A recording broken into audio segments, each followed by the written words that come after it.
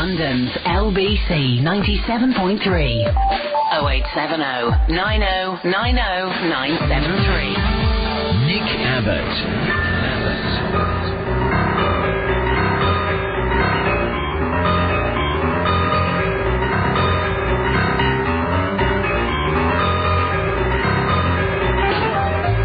So, last one. So let's make it super duper, eh?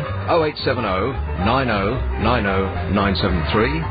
I'm Nick Abbot, in for Caroline Faraday, who's coming back next week. I was speaking to somebody in... I was lucky enough to get through all of the bazillion buttons you have to press to get through to somebody who works for a bank. And you know, they've started farming out the call centres.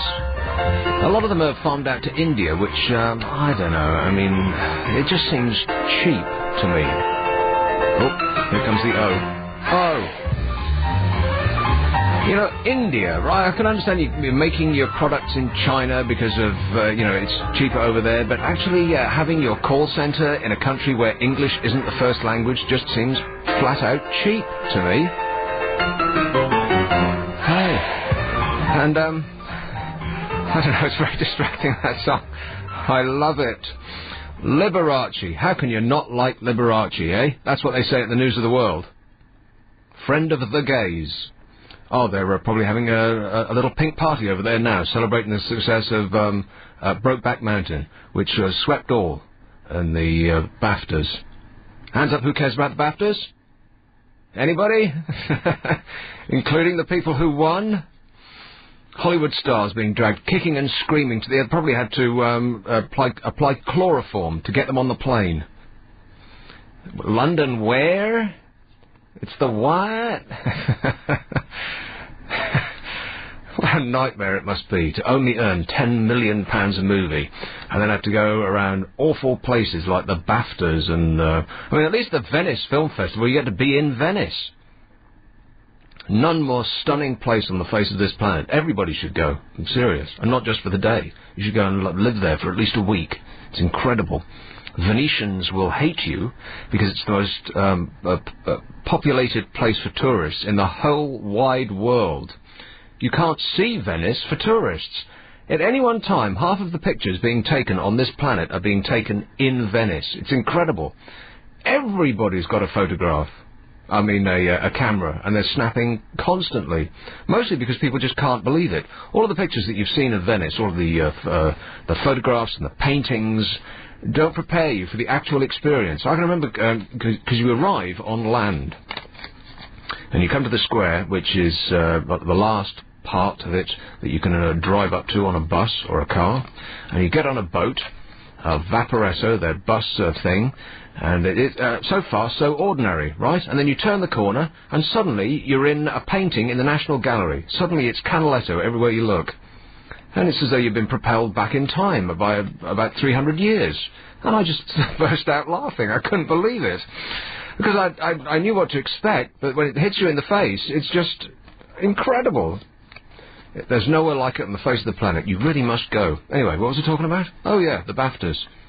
That's not what I was talking about. It was call centres. How did I get to Venice from call centres? That's not possible. So anyway, you press 10 million buttons on your telephone if you'd like to speak to somebody about, you know, this, that and the other, and repetitive strain injury later, you actually get to speak to someone. And it just doesn't seem fair that they're in India, because they don't know about your problems or most of the words that you're speaking.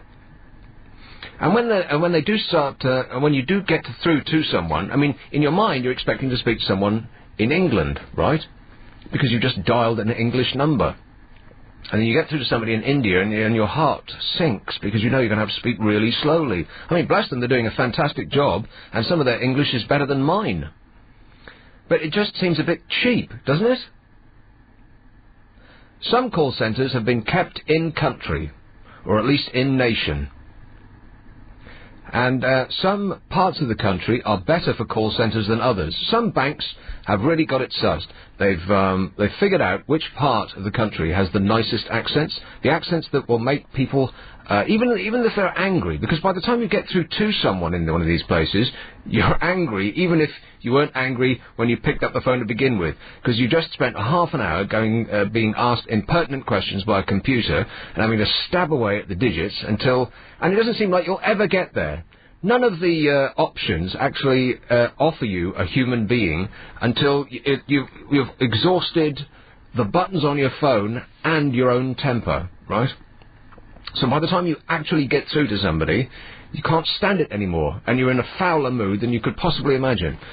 But some people's accents will calm you right down. And this was a little clip in the paper today which had something to do with that. The newsreader Anna Ford and Sean Connery have topped a poll to find the sexiest voice in the country.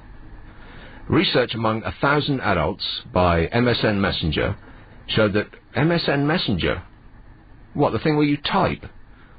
Why would they ask people about which voices they find sexy? MSN, that's typing, isn't it?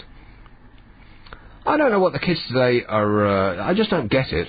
Because they're feverishly texting away with their phones and MSNing each other with their internet chat room things. And to me, that's typing. Now, if you sat them down and said, I'm going to invite you to type for the next half hour, you wouldn't see them for dust. They'd rather shave their head with a cheese grater. But if you give them 3 keys, each of which is 1 letter, they can't get enough of it. Typing is the new, I don't know, sex. Anyway, how did I get into that? Oh yeah, this. This survey showed that older people had the sexiest voices. Well, probably just because they're deeper. Young people squeak like mice, and the older you get, I don't know why it is, you probably just knacker your voice out. All your vocal cords die one after the other, and it's the sound of death. We find that sexy, somehow. Sounds perverted to me. Celtic accents were the most attractive, and that's probably true, with maybe one exception. Southern Irish. There's just something about the lilt. Everyone always describes the Southern Irish as having a lilt, and the Celtic as having a burr. What those two words mean as standalones, I've got no idea. But there's always one is one, and the other is the other. The Scottish have the burr, and the Celtic have a lilt.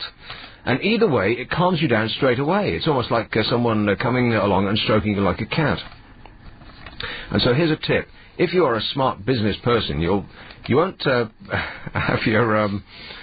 have your call centre in India, because immediately you get connected to India, you feel bad about the company, for a start, because they're taking jobs out of this country, jobs that could perfectly well be done by our great unemployed. Hey, do you know how many unemployed people are in this country?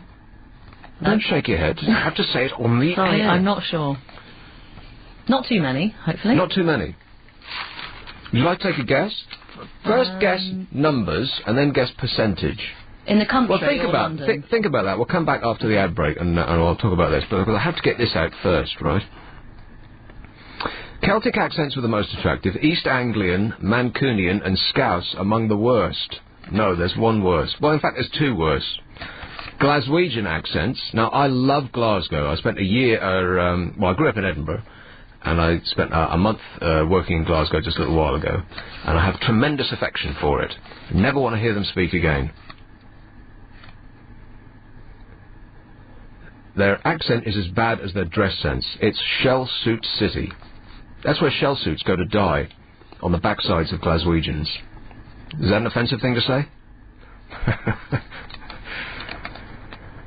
So you wouldn't have your call centre in Glasgow. No business that actually has a sentient human being running it, with an IQ higher than a soap dish, would put his call centre in Glasgow. You'd have to be off your chump. Worse than that, and a call centre that I was speaking to just this week, and I was about halfway through, I said, I don't mean to be offensive, but I can't understand what you're saying. This is a guy who speaks to customers for a living. They put the call centre in Northern Ireland. Is that a good idea? No. The Northern Irish accent, although I have great affection for their people, I've never met one, is like a dog trying to bite your face off. It's all ar ar ar ar ar ar ar ar ar ar ar ar. A much bigger dog than that, like huge, that big. It's awful. I mean, it makes your ears bleed listening to it. This isn't controversial, is it? So don't have your call centres in Northern Ireland or Glasgow or Birmingham. And don't have them in India. Southern Ireland. There's probably huge amounts of unemployed people wandering around looking for the crack, whatever that is. Give it to them. It's just a tip from LBC 97.3. London's LBC 97.3. 0870 90 90 973. Nick Abbott. So we just have a small technical fault. I'm like a cancer in this building, aren't I? First I come in with the lurgy and lay waste to the staff. My voice went on Saturday last. It still hasn't quite come back. I don't normally sound quite this butch. Normally I sound like a girl. And then suddenly the people started falling over like dominoes in here. And they had a meeting, decided to kill the incubator. And now everything I touch in here blacks all the equipment out. We have touch screens. Oh, they're great when they work. They don't work for me. They hate me. In order to get people on the air, you have to touch a screen 3 times. I touch it once, and literally every screen that I'm looking at, and I'm surrounded by them. I'm in not even Darth Vader's got a force field that's coming off this stuff in front of me. And I'm probably getting a tumour just being here. Oh, you're and you're shaking your head saying, no, you'll be fine. Nothing a bit of iodine won't cure. So anyway, now I've touched it, and the message has come up saying no ping response was received by the server from the... So, I don't know. Microsoft, eh? Bill Gates. Wouldn't you like to just walk up and throttle him? Just to slap him lightly about the chops. For every... sometimes you just want to pick these things up and throw them out the window, am I right? And he's sitting there in Seattle, laughing at us. Anyway, let's go with Claire in Temple Fortune. Good evening. Hey, Claire. I phoned up the other day and I was in Malaysia. I wanted to speak to my bank. And I said, where am I? She said, Malaysia. And she said, could I have your date of birth? I said, no. I said, yeah, I can't understand what you're saying. You can't speak English properly. What, she was saying that to you? Or I you? said that to her. Oh, right. With you now. And she said, could I have your date of birth, please? I said, no. Could I have your postcode? I said, no. What impertinence, eh? What are they and my bank is also cut down now. You know, you used to know the people at the till. Oh, no. You're not one of these people that, when they got to the front of the till, wanted to have a conversation with them, No, I just want to know, have been served and goodbye. People behind you are eating their own feet with actually, frustration. my bank, the people used to be very nice, so she told me on Friday. You are one of those people when they get to the front of the queue wants to have a conversation. Like, suddenly it's all about, my Don't pet you like to parrot talk to people at the till? No, because people behind me want to get served. Well, I want to know whatever I came there to have to be served. Right. Yeah, but you you go in there, you get served, and you leave. Don't have a conversation. Treat them like a robot. Why? Why? They're not a robot. They're people working there. Why? You remember that old hit, treat them like... It wasn't the Commodores or something? Treat them like Why a should we treat the people like you and me? Why? What's that, sorry? Okay, good night. All you have to do is ignore them and, and just get them to repeat stuff, and then they'll leave. You don't even have to tell them to go. You just have to be... you just don't have to pay attention a lot. And then your dreams will come true. Can I have call number 10, please? It's Isleworth. Lee. Hello, yes, I'm here. How are you?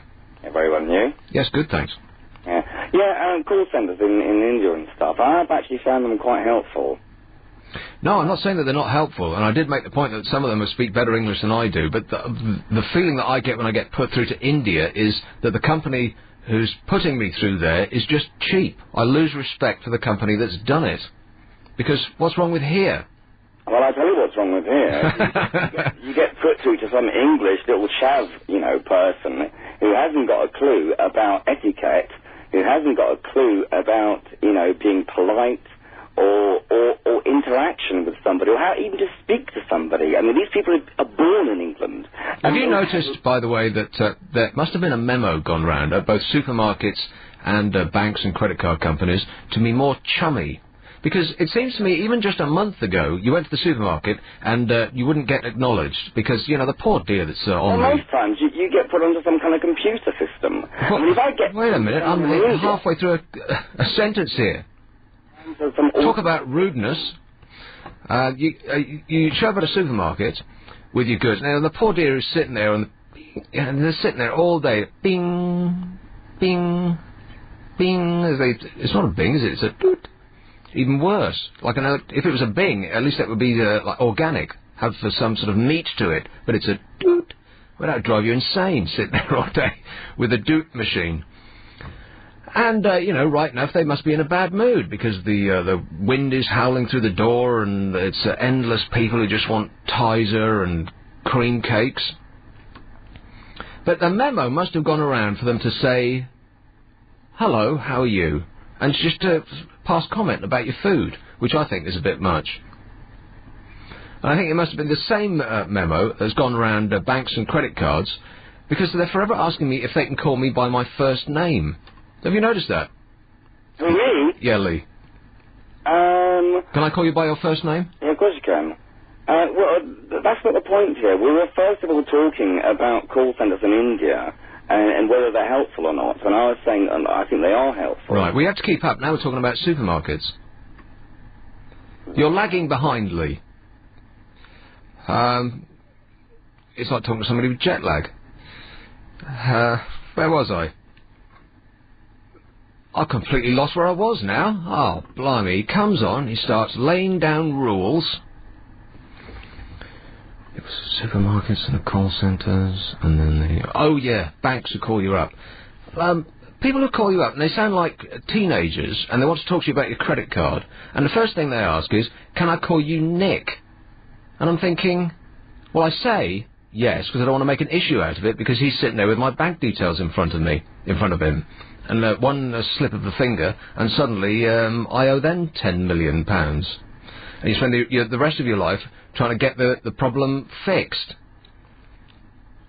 But I don't want to be called Nick by somebody who's talking to me about my money. I want to be called Mr. Abbot. That's not too much to ask, is it? I mean, that's not stepping back in time to the 50s. It just seems like a step too far. Like being chummy with the people at the supermarket, that's one thing, because it's nice and, smiling. What's wrong with a little bit of politeness? But it's just too chummy. I want them to call me Mr. Abbott, and I'll call them... Well, they don't ever give their names, do they? Dave. You can call me Dave. Anyway, 0870 90 90 973. Can I have a Louise on number 9, please? I'm having to get other people to do my job for me because I'm incompetent. Hello, Louise. Hi, Nick. How are you? All right, thanks. Cool. Right, I've got to agree with you. People that stand and talk in supermarket queues are annoying. And I have noticed that people have actually become a lot more chummier. And they're always like, oh, are you alright? Is there anything I can do for you? And like, how's your food? And it's like, that makes you paranoid. Because if you're buying food from somewhere and they're saying if there's anything wrong with your food, let me know. It's a bit paranoid. It's when you pick up something from the chemist racks that you actually don't want to be being dealt with by a human being. And so it's almost, in some aspects of life, it's kind of nice if you're dealing with people and they don't, it's like it's hard to put this, or at least I'm having trouble putting it. Say you wanted preparation H, for instance. Right. You don't want it pinged by a person. You'd rather have it pinged by a machine, right? Or at least somebody who's not paying attention to whatever it is you're having and passing comment on each and every thing. Right, yeah. And they stop short when the goods from the chemist come out the basket. Yeah. But I don't know. It's in the supermarket. It's okay because you're dealing face to face with a human being. And have you noticed that it's not just it hasn't been the case for a while. It's as though just recently memos have gone around all the supermarkets. You must say hello and make eye contact and stop being so grumpy. Which must be a nightmare for those poor people who have to sit there. What a job, eh? 20 times a day. How are you? In 10 years' time, we'll look back and think how ridiculous it was that we actually forced people to do that. Because there'll just be a gun that you pointed at your basket, and it'll add it up instantly and deduct it from your bank account. No one's going to complain about the human rights being infringed. They have to be nice all the time. They have a right to be grumpy. Yeah, well, particularly these days, yeah. Otherwise, you'll be fined, I'm sure of it. Yeah. Or arrested at the very least. Yeah. Well, I agree with you about call centres as well. You know, you want somebody who's going to, like, know what they're talking about. You don't want somebody to be a friend. You want somebody who's going to get stuff sorted out for you. Well, you know what? I almost, I kind of assume that they don't know what they're talking about wherever they come from. Yeah. It's just, it doesn't speak well for the company, to me, that they farmed it out 4,000 miles away. Yeah. Just so that it's cheaper. Save money. I mean, everything we buy is made in China. You kind of expect that. But it's not in your face. Chinese people aren't actually making it in your front room. Yeah, I know what I mean. I think direct inquiries are stupid as well, being abroad. When you're asking for English phone numbers. They're abroad, those people? Yeah, some of them are. Oh.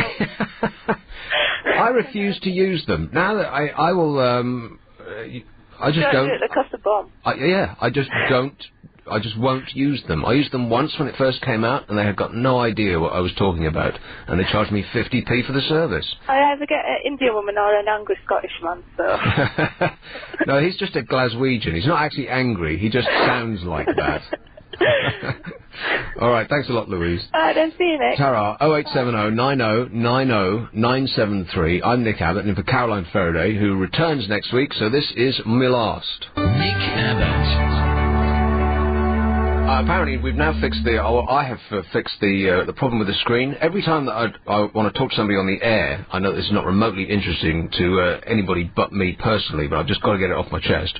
You have to touch this screen, touch the person. I'm touching every person I speak to. I've metaphorically touched them. It's just that I wasn't touching them hard enough. If you bash the screen, it works. Violence and modern technology. Excellent bedfellows. Here's one in Woking. Hello, Nikki. Hello there. Nikki. How are you? I'm all right. Yeah. You made a comment about the Glaswegian accent. The Glaswegian accent? Yes, well, personally, I've had one all my life, and I don't think there's anything wrong with it. In fact, I'm proud to be a Glaswegian. Huh, okay. Available on DAB, digital radio. London's LBC 97.3.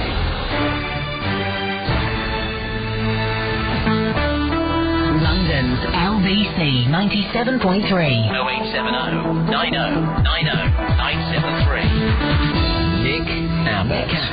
I must admit that the news kind of surprised me, and if I don't stop speaking, then I just get cut off in mid-sentence, because you can't delay the news. And so I was talking to that nice lady from Glasgow, and I just had to stop speaking immediately because I'd forgotten to look at the clock or where I was. I'm just a newbie. Please forgive me. Plus my ears had started to bleed.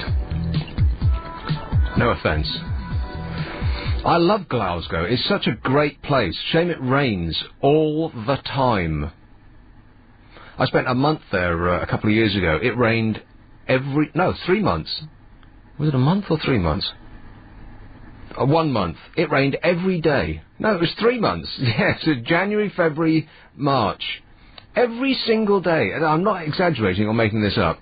In January, February, March, when I was living there a couple of years ago, it rained every day bar 2. Could you stand that? Nightmare. Anyway, let's go to St Albans. Hello, Ricky.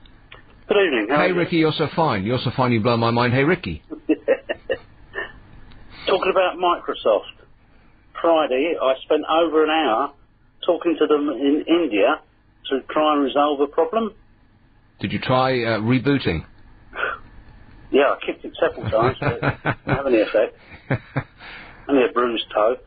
And it still wasn't resolved. They rang me back. I was on the phone for about another hour. It still wasn't resolved. So I turned the damn thing off, walked away and left it. I came back to it later that day, and switched it on, and boom, hey presto, problem solved. Turn it off and on again. Huh. Yep. Works every time, apart from the times in which it doesn't. So I hate to think how much that is cost. Oh, because it's probably 50p a minute, isn't it? At least. I think it was an 08, it was an 0870 number. I don't know what they charge on that. Well, you'll find out. I will. They'll tell you as they turf you out your house. Mm. Take your children away as a down payment. Yeah, I wish they would. I wish they had it done years back. Right, well, in that case, if you want them to do that, it'll be very expensive. Isn't everything these days? Only the best things. A lot of things are cheap. And having said that, I'm just trying to think of one. Cheap service? Well, and the first thing that came to me was water, but that's incredibly expensive now, isn't it? Oh, that's it's actually raining outside. Can you believe it? Yeah, it hasn't rained for so long. And it's running all day here. It seems... You look outside and it's raining, and you almost don't know what to do. You can't go out in that. What is it? You know this global warming business? Oh, yeah. Well, we needn't worry about frying in the sun, because all the extra water that there's going to be from the melted ice caps will flood everything anyway, so... Did you see there was a couple of years ago, there was a programme that said, basically, if we're screwed if we do, and we're screwed if we don't. Because after 9/11, they grounded all the planes in America. And so planes producing much of the pollution that is causing the hole in the ozone, right? And so much of that pollution had disappeared, and so the sun was coming through much more strongly. The consequence being that temperatures rose in America during that 1 week because of the lack of pollution that was sucking up the sunlight. So if we cure the pollution problem to stop the hole in the ozone layer, then there won't be enough smoke in the atmosphere to stop the sun coming through. So if we cure the pollution, then we're going to be fried alive. And if we don't cure the pollution, then we're all going to be underwater.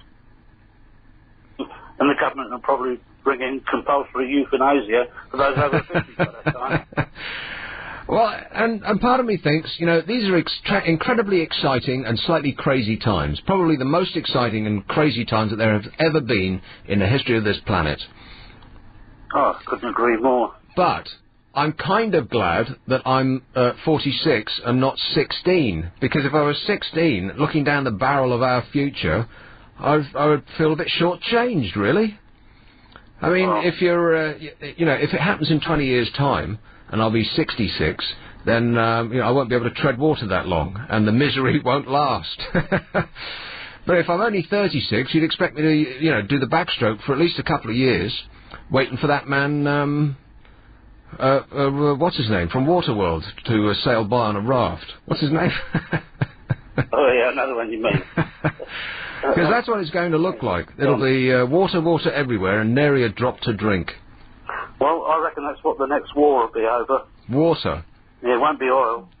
Yeah, you could quite possibly be right, yeah. Especially clean drinking water. Because when you do look to the future, and I don't want to get bogged down in this, because it's not a happy thought, I don't know, it's kind of like it was in the times when the government was releasing those things that said, paint your windows white and duck under the kitchen table in case of nuclear war. People foresaw a very black and short-lived future, didn't they? And then, after 10 or 20 years' time, we look back and thought, oh, how silly we all were, worrying about nothing. And I think we kind of are getting into that frame of mind now. We're all clutching our heads and giving it the, oh, woe is us. You mentioning that about the the government, when they was issuing orders to paint your windows white, protect and survive, you want to see what the provisions that they had made over the years for themselves. Oh, themselves, yeah. No expense spared, yes. Definitely not. I've been to several of their places, and, my God, absolutely amazing. Well, you better not say any more, or someone will march you into the middle of the field. No, they're off their secrets list. One of them is quite an open museum now, which you can walk through and be entertained and filled in about all the gory details. Entertained? Gory details? Sounds like, some sort of S&M lounge. Wasn't that place up Tottenham Court Road, was it? Oh, Eisenhower's bunker under Goode Street. You know what? I'm learning things with every minute that passes. Eisenhower had a bunker under Goode Street? Yeah, there was about 5,000 crack US Marine troops stationed there during the Second World War. Beneath Goode Street Station, there is another line that was built but never finished. I think there's 2 tunnels, and they're about 16 feet across, and they were turned into dormitories. They're still there now. Not the crack troops? They'll be furious when they get out and find the war's over. Yeah, they certainly would. But the tunnels are still there, and they use them now for secure storage. It's just one of many on the Northern Line. But I was more referring to the ones out in the, shall we say, the home counties. There's a particular one near Kelton Hatch. And how do you know all this, Ricky? Oh, just by, nosing around. I'd be very careful if I were you. Wear a flak jacket. Will you do that for me? I will indeed. duck and weave. Don't ever walk in a straight line, all right? I can't anyway.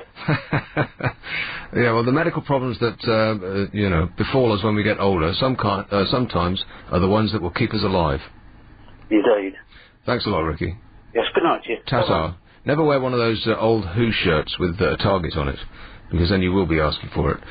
It's 0870 90 90 973. How many unemployed do you think there are in the country? About 5. Oh, come on. Seriously. The percentage, 5 million, sorry. Oh, 5 million. Sorry, not 5, not 5 solo. 5. There's 5 unemployed people in this building right now. Sorry, I missed that question. What percentage of the workforce do you think is unemployed in this country right now? 3%? 3%. That's an excellent guess. 25%. Can you believe that? That's very shocking. Isn't that incredible? Yeah. This was in the paper the other day. New Labour's record on jobs has been slammed after... it's always slammed, isn't it? Not criticised lightly, it's slammed. Slammed after data showed a sharp rise in unemployment and a record number of long-term jobless. Almost 9.5 million people. Yikes. That's stunning, because I thought that the unemployment level was about sort of 3%, and you always needed about 3% in order to have like a constant pool of ready prospective employees for people like Alan Sugar to choose from, right? Is he back in that silly show again? You're fired. Does everything have to be a copy of something else that's happened on commercial television, either here or in America? Does anyone actually have a fresh idea anymore? Because it's a copy of that bloke with the comical hair. Comical hair in the building. Trump was married to Ivana. Mr. Trump, whatever his name is. Imagine your name would be Trump. No wonder he went out and made £1 bazillion so that no one would take the mickey anymore. Or he could surround himself with people to keep mickey takers away.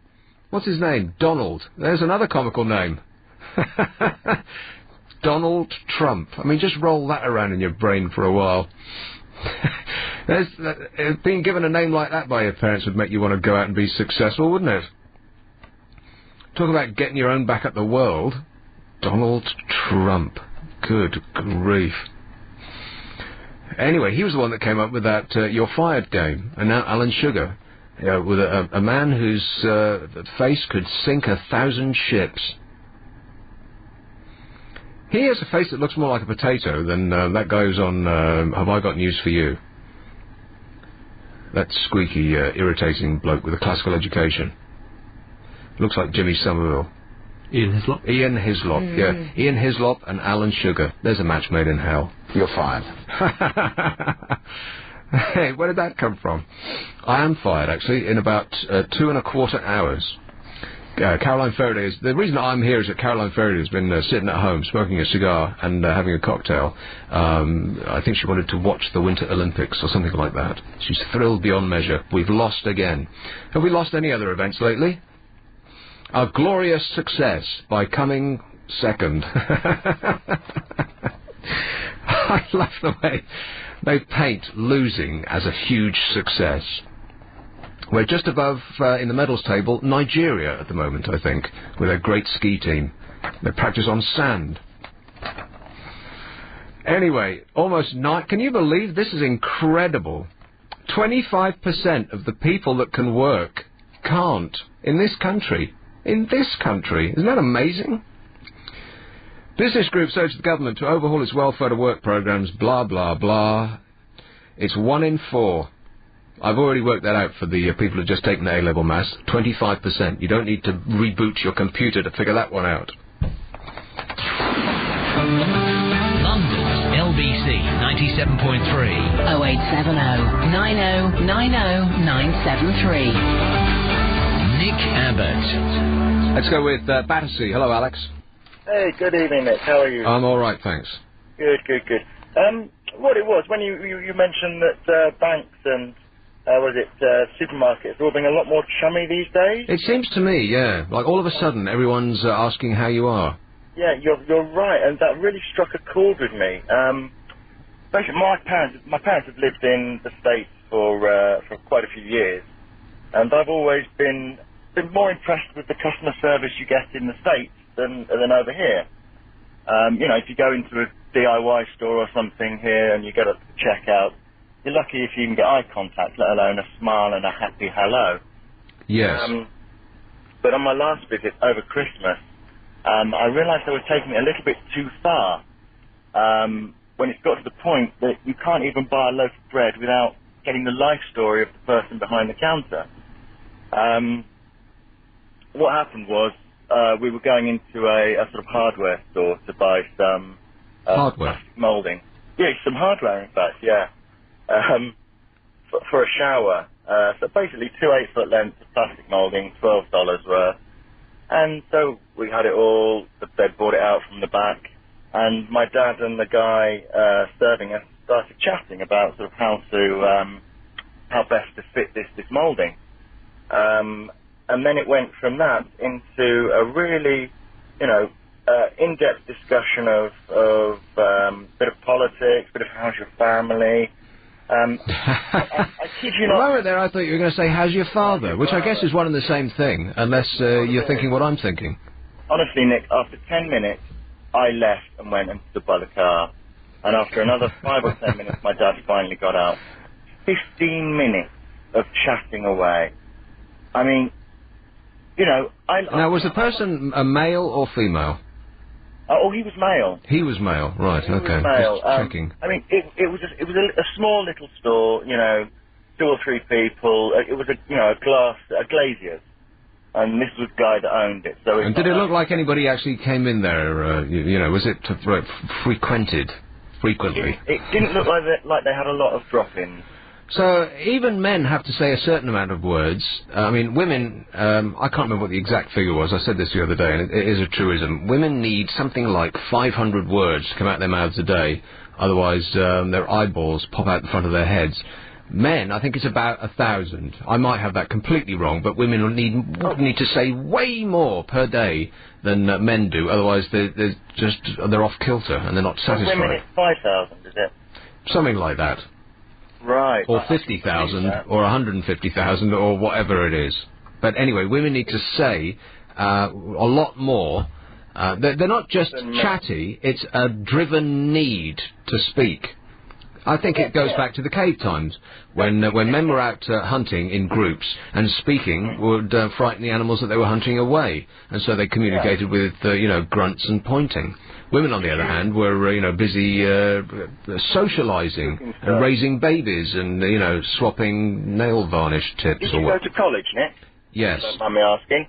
So the classic, weekly telephone call home to the family. Your dad picks up the phone. How you doing, son? Says, here's your mother. You're all right. I'll put your mum on. Yes, exactly. It is classic. But I mean, women. Sorry, I'll put my teeth in. When women have a problem and they want to talk to you about a problem, men will offer a solution, which is what women don't want. They just want they want to get it off their chest and for someone to listen to them and make sympathetic noises and basically say to them, yeah, it's all right for you to be annoyed and it's okay to feel like this. Whereas, a man wants someone to say, okay, this is what you do to solve the problem, which is... And can you shut up? I'm watching the football. Oh, sorry, Nick. No, not you. No, I'm joking.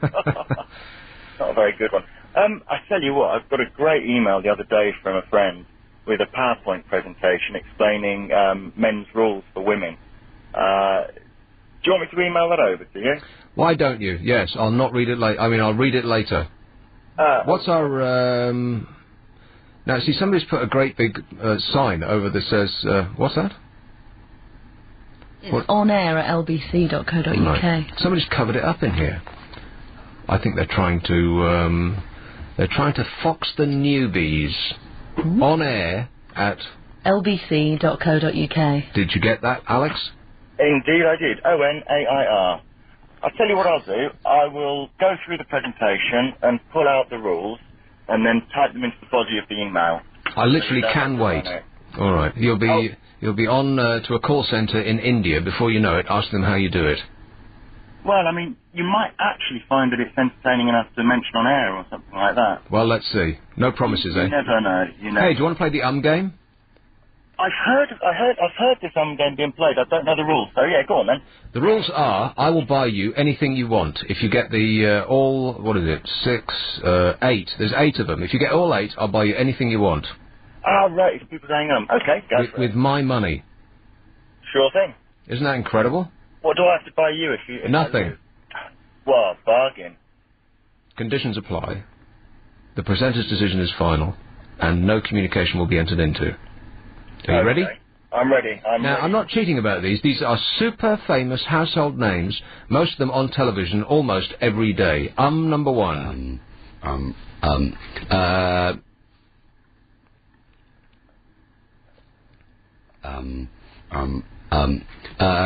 That was all one bloke. Who's that?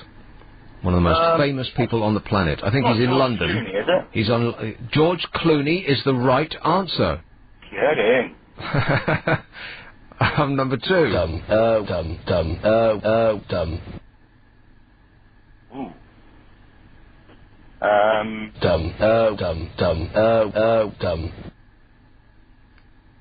Blimey. About to be hugely powerful. I'd bet my lunch on it. Does that mean he's a politician? Might do.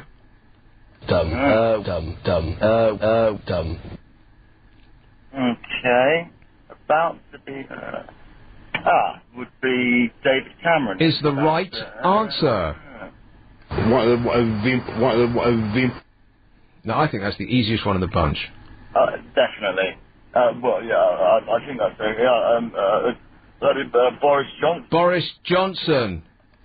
Oh. Now that's quite tricky, unless you know who it is. In which case, it's easy. Could I have it again? Oh. Now this bloke's on television almost every day. I find him deeply irritating.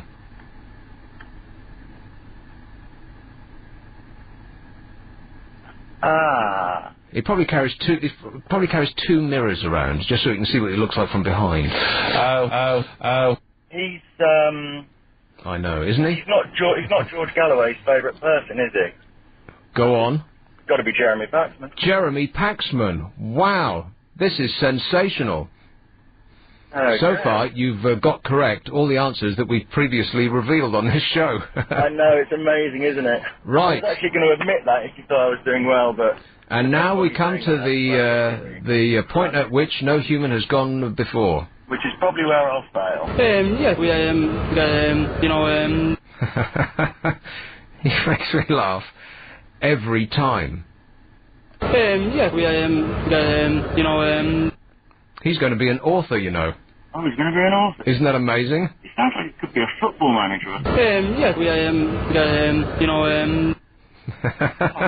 Jose Mourinho or something? Jose Mourinho. Oh, no, but thanks for playing. This is LBC. Nick Abbott.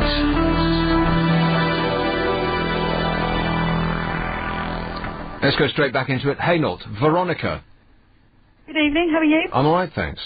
Oh, I think my eyes are going to explode. I only said 300 words today. Well, you're saying the words that are coming out of your mouth are coming out very quickly, as though like you've got a head of steam bubbling in the back of your brain. No, the reason I was phoning is I thought Alan Sugar did The Apprentice before Donald Trump. No, because Donald Trump has been doing it for years in America. Oh, has he? Yeah. I wasn't aware of that. So I thought he did it first. Oh, that's a shame. I think anything that Donald Trump did, that Alan Sugar did first was didn't he do the telephone that sends an email that promptly no one bought? No, I don't even know why he's famous, to be honest with you. Now, are you saying you don't know the reason that he's famous, or you just can't figure out how that man has become famous? I know he's an entrepreneur, but I don't know what he did, what his aunt was. It was about computing power, wasn't it? Didn't he invent the cheap desktop computer, or not invent exactly, but popularise with the Amstrad, wasn't it? Was it? Yeah. Oh. I think that was him. Oh, and that's all he did. Well, no, but has he done anything after that, or is he just kind of living off the money that he made from doing that? You know what? I've got no idea. But all you have to do is get one good idea, or even just one good song, and you need never do anything else for the rest of your life. No, this is true, but then why would he need an apprentice now? If he's not doing anything now, if he's using the money that he made from the Amstrad. You know what? There's some people who are on television that I can't figure it out. Like Noel Edmonds is one. I mean, I guess... I was going to say, you don't like him, do you? Well, you know what? I actually do. I can understand why people like him. I don't choose to watch his programmes myself, but I don't have anything against him. I think he is a very good presenter, both on radio and on television. He's, eminently watchable, obviously, because that show that he presents, there's nothing to it. It's all about him. That's why it's so successful. It's him. Because it's a stupid show. The show itself could be over... Millionaire, See, this woman, she does have a head of steam with the words coming out of her mouth. She can't control herself. I need to get my 300 words out before I go to bed, because I don't want to have to change sheets. No, it's only like Millionaire, though, isn't it? It's just kind of bringing up the... No, it's not like Millionaire. Millionaire is an excellent programme, because you can play along at home. That stupid programme that he's doing, there's nothing to it. That programme could be over in 10 seconds. Here's your box. How much have you won? So it's all about him. He's the one that's making that show. But I don't get why he's doing it. You know, if you're on television, if you're on TV, your life is not your own anymore. Wherever you go, people are pointing and either bothering you because they like you, or more likely bothering you because they hate you. Because in this country, as previously mentioned, it's a truism, we hate success. And so people will either want to take your time up and tell you their life story because you've been on TV, which is basically you're in their front room, or they want to punch your lights out because of, just some random reason that they've taken to not liking you. So I don't get why, first of all, I don't get why people want to be on television if they're already successful. If you've got a gigantic amount of money behind you, then why bother? Why does Noel Edmonds, who must have 1,000 bedrooms to choose from and 10 cars in the garage, if I was as rich as him, I wouldn't get up in the morning. I would never get up. I'd have bed baths and people would come in to turn me every now and again.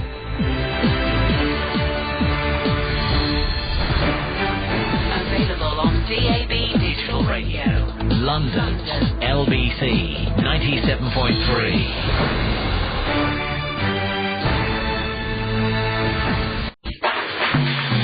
London's LBC 97.3. 0870 90 90 973. Nick Abbott.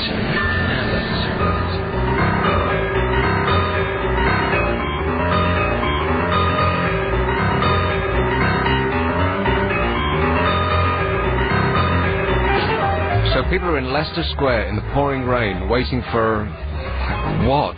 Just the thought of it's comical. Not even the people inside want to be there. Why are they standing outside? Tom Cruise is not going to show up and call your mum. Seriously. That man is strange, isn't he? Tom Cruise. I mean, most people sort of wave at the crowd and they say, hi, how are you? Thanks for coming and so on. But he's taken that chumminess to whole new levels. He stands outside for a marathon. It's like him saying hello lasts longer than the movie that the people have come to see. There must be in his contract, or he's decided that. Well, I mean, I guess if you were being paid 25 million, oh, here it comes, 25 million pound a movie, then you'd just stand around and glad hand people as well. But I would think, if I were Tom Cruise, every fibre of my freshly cleansed and perfumed body would be recoiling in horror at these shell-suited nightmares who are screaming my name, leaning over the barriers. You'd just want them strafed. Or am I being unkind? I mean, seriously, if you're a famous person, do you actually want to meet a fan with a crazy look in their eyes? Because they think they know you. That's what I was saying before the news as well, about being on television. I don't get it. The only reason that you would be on television if you were being paid millions of pounds a year, because the only part of being famous that's good is the money that comes with it. The worst thing I could possibly think of is if you're famous and poor. Can you imagine travelling the tube and people know who you are? Or sitting in traffic, picking your nose, and people are taking pictures of you on their mobile phones. Everything you do is under the microscope. And now, of course, there's an entire industry of magazines that want nothing but bad pictures of you. It just sounds horrific. I mean, to be David Beckham, for instance, and every time you open the curtains of your house, let alone walk outside, every facial expression you ever have is being photographed. So if you blink, they'll catch you halfway blinking and slap you on the front page and say he's drunk, because that's what that would look like. And you can't, like sneezing, you must look like you're having a fit. It must be horrific. Why would anyone want to be on television unless they were being paid enough money to insulate themselves from the awful people who would just dearly love to cling to them? I don't get it. And the other thing was babies. People aren't having enough babies, so the government is going to tax you more. Wasn't that the news story? It went by me so quick that I think I basically picked up that, or the Institute for Fiscal Studies said that we are going to be taxed much more than we are now because people aren't having enough babies. And Tony Blair is on the phone to his civil servants right now trying to figure out a way to fine us for it. They're going to clamp our buttocks and tow us away. There'll be a release fee, but what you've got to do for it just doesn't bear thinking about. And they're all out there because of the gay cowboy movie, Brokeback Mountain, which everybody concerned with hates it being called the gay cowboy movie. And there was 2 stories of gay sex in the News of the World today. One was with Paris Hilton, and one was a follow-up with the footballers thing. Did you read this? Is that a yes? I heard about it. You heard about it, right? Second-hand news. You've got to go to the source. Here are some of the words describing the Paris Hilton sex tape. The basic story is, today the News of the World unveils stunning Nicole Lenz. I don't even understand what the first paragraph is. Unveils stunning Nicole Lenz. But they put a dash too close to the lens, so that it looks like it's saying lens living. And I think that's a bit of an odd name, but it's not. There should be a space either side of that, but, you know, grammar not their strong suit. Today, the News of the World unveils stunning Nicole Lenz, comma, living proof that Brit's beauty Paris Hilton did make a second no-holds-barred porn video. And these are some of the words that they've used to describe this no-holds-barred porn video. Two ladies enjoying each other. In the News of the World today. Horniest videotape of all time. Wild girly sex session. A night of X-rated naughtiness. Writhing together in ecstasy. But fans will never get to see the incredible footage, says the News of the World. Because when an ex-boyfriend found out what was going on, he promptly destroyed the tape. Spoil sport, says the News of the World, in italics, with an exclamation mark after it. Here are some of the words they used to describe the two footballers. Men enjoying each other. Sex scandal. Debauched romps. Obscene sex game. Perverted session. Weird behaviour. Sick games. Obscene sex act. So that's quite even-handed. They're not creating an opinion one way or the other there, I don't think. Perfectly reasonable. It's like stepping back in the 70s, isn't it? It's almost like Kelvin Mackenzie, never stopped writing. So this is LBC 97.3. I'm Nick Abbott, in for Caroline Faraday. It's 1 hour and 50 minutes to go. And that's just 1 hour and 50 minutes before I stop the opportunity for you to win my money. Most of this game has been decided already. That bloke we know, he's busy trying to figure out a way how to get out the back door of the BAFTAs because he just can't stand it anymore. Dumb. Probable future Prime Minister. The funniest man in Britain. The most irritating man in Britain. Yes, Nobody got that yet, did they? I can't believe that nobody got that yet. Yes, To me, he's the easiest in the bunch. I mean, that's obvious, isn't it? No one speaks like that. Or at least no one famous. That's easiest, for sure. Definitely. So that's where we're stuck at, and it's only him and 3 other extremely famous household names between you and my money. And no one appears to be interested in it. I thought games were like a shoe-in. 0870 90 90 973. Would you like my money? Yes, And don't be too grasping about it, though. We have to chat. You can't just come on and start like holding your hand out. It's not Soho, you know. It's a radio quiz. So anyway, that's the number. That's me. This is who we are, and we're going away to come back. London's LBC 97.3. Nick Abbott. 0870 90 90 973. So Caroline Faraday's coming back Friday at 10 o'clock. Relaxed to within an inch of her life, I bet. Here's a mystery person. I don't know who this is. Who is this, Lucy?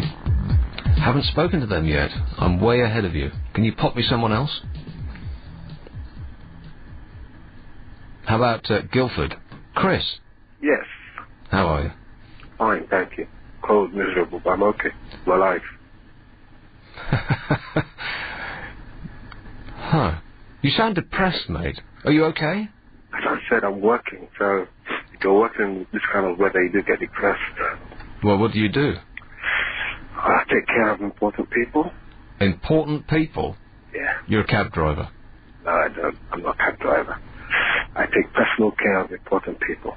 Well, what does that mean? I make sure they sleep nice and tight when I do the hard work. I'm still mystified. You're a dad? Nope. I am a dad, yes, but I don't work. I mean, I work as a dad, but my job is to make sure that 1 or 2 important people sleep tight at night. You're a prison officer? No. My clients are high profile, very visible athletes. You're a, Anything beyond that, and I lose my job. Huh. Well, I'm going to have to ponder this for a second before we go on. He's a high-profile. He works with high-profile athletes, and his job is to make sure they sleep at night. Perfect. Are you? That's why I can guess. Are you getting any of this, Lucy? Can you figure that out?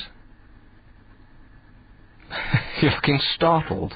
That's why I can guess the voice that nobody's got so far. All right. Well, hang on. We'll come to that in a sec. So his thing is that he's he works with high-profile athletes. Very high-profile athletes. And he makes sure that they sleep at night. Perfectly well. You're a hotel receptionist. Not at all. A masseur. No. I'll give another clue. I'll be telling the tables here. I work with very high-profile athletes. Yeah. That play one of the most popular games in the world. Darts. No, far from it. Hockey. The most popular game in the world. Curling? Yeah, curling. Is it right, curling? Curling, I think, is one of the most unpopular games you can ever find. Apart from every 4 years when the Olympics comes up, isn't it? Actually, you know what? Curling is kind of hypnotic, actually. The only thing that's wrong with curling is that it's not green. The only thing hypnotic about curling is when that woman takes off and she gets lost in the movement, and probably, if not caretaken, will probably end up in a board one of these days. This conversation is like going around a maze. You basically need A to Z to figure out where we're going with this. It's very straightforward, honestly. You could guess it if you wanted to. Skeleton bobsleigh. Well, it's obviously football. Definitely. So you do something with footballers that helps them sleep. Yes, precisely. And we're back to the news of the world again. Far from it. You heard it here first. No, what they do in the news of the world. You administer medicine to them? No. I give them, let's say, I provide a sense of security. He's a security officer for a football club. Clients, not a club. Right. You're a bouncer. Hired muscle. Am I right? That's an obsolete term. Obsolete. I'll take that as a yes then. I said absolute no. I'm not a bouncer. So you are security for people that we know and watch on our screens weekly. Yeah, practically, yeah. Weekly. If you watch Sky, probably daily. Super famous millionaire athletes, and you have to protect them from the rampaging hordes. They're public. Precisely. What a nightmare job that must be. You're telling me. I'm telling you. Yeah, like you don't know already. I'm telling you, that's why I'm like this. That's why I'm sounding like this. Because I'm sounding so depressed. Yeah. The only thing worse than that must be to be a security for a boxer, because they can take care of themselves, but people will always want to have a go at them. Yes. That's very frustrating, isn't it? And the boxer can never hit back, because if it came to court, who's the judge going to believe, right? A trained killer or some Burke in glasses who just wanted to have a go? And I have worked with boxers before, and you'd be shocked that there are other people that would want to or would love to take part. Because there's nothing that could be more. There would be more of a notch on their well, not bedpost exactly, but a notch on their belt. Precisely. Yeah, I mean, if you can hit Mike Tyson in the face, you'll be dining out on that forever. You're not paying for drinks in the pub again, is it, for the rest of your life? Because Mike Tyson couldn't hit you, but well, Mike Tyson probably would hit the most, yeah. Because he's uncontrolled. But most boxers, they couldn't, because they'd kill whoever it was who was. You'd be surprised. It's not boxers, wrestlers, martial artists need the kind of services we render to prevent that kind of thing happening. So how many footballers do you actually take care of at a time, or is it you just one? At times, I'm not going to give you precise details. No, I don't want to get you into trouble. Job, but at times, I have been in a position where I've overlooked and worked with the entire crime squad that represents the country. What, just you? No, me and my team. Your team, right, okay. So what I'm trying to get at is how many security men per player? It depends on the need and depends on the purpose. So average 1, sometimes 2. So it's like staying in a 5-star hotel, really. It's a staff to guest ratio of 1. I wish I was staying in a 5-star hotel. I wish it was that romantic. That's the romantic view. It's not the reality. It's not the real view. But don't you have to be on hand? I mean, if they're staying in a 5-star hotel, don't you have to stay next door? The perception probably would be that if you did... Or do you have to just hang out in the lobby? You're closer to it. Their perception is that if you do stay in that bedroom, you probably end up fast asleep, so... Yeah, I suppose so. So you have to stay awake all night? Invariably. Nightmare. Telling me. You never get used to it, do you? You don't, and you never get to like it, really. So what's the worst thing that's, or just give me, I don't want to get you into trouble at all, right? But just give us an instance. You must have some story that you could, what's the worst thing that's happened? Not necessarily the worst. I don't want you to start giving us, tales of you had to shoot someone. No, this is London. You don't. Are you packing? No, you don't. Right. You can't. You're not allowed to. You must have some sort of weapon, though. No. I'll take that as a yes. Black belt in martial arts. So that's right, you are a weapon. You are a tool, if I can put it like that. Better. That's a better word to use. Precisely a tool. A highly refined tool. Right. Highly refined. Yeah, you can take the refined part away as regards me. I'm just a tool. No, my biggest tool actually is my the way I talk. It's the way you talk that probably does most damage. But honestly, by the time you talk, you probably can diffuse 9 out of 10 situations verbally. And do you wear sunglasses all the time? The sunglasses is not necessary, but it does add to the look. Right. Because sometimes you have to... dress the part. Yeah, and sometimes taking the sunglasses off is enough, isn't it? If you make eye contact with them and you make it look as though you're much crazier than they are, then it will they'll back down straight away, right? Yes, precisely.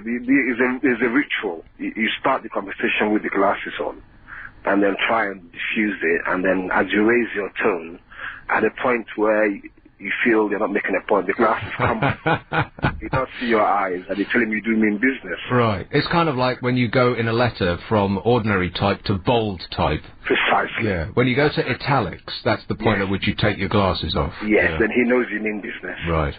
Yes. And so you've practiced your stare. Oh, every day, probably an hour a day. You practice your stare, you practice the tone, you practice the stance, you practice everything. Right. And it does work. So how many people have you killed so far? I wouldn't be talking to you. The law doesn't provide that protection. The law doesn't. Right. It would, yes. Now that's not why you called. The game. Now we've got to go from the beginning, you understand, because you don't get my money for jumping in halfway. Oh, terrible. I'm going to lose it then. Right. Number 1. Now, all of these have been guessed already, right? So all you had to have done is to have been listening. I didn't actually. Let's give it a try, but I know which one I will get definitely, and the one I will fail. All right. Number 1. He's probably surrounded right now by about 10 guys of your size, every one of which is trying to repel British celebrities who are trying to cling to his jacket. Nobody he's ever heard of. People who are on British television who just want to, bathe in his aura. Is he a TV presenter? No, he's much more famous than that.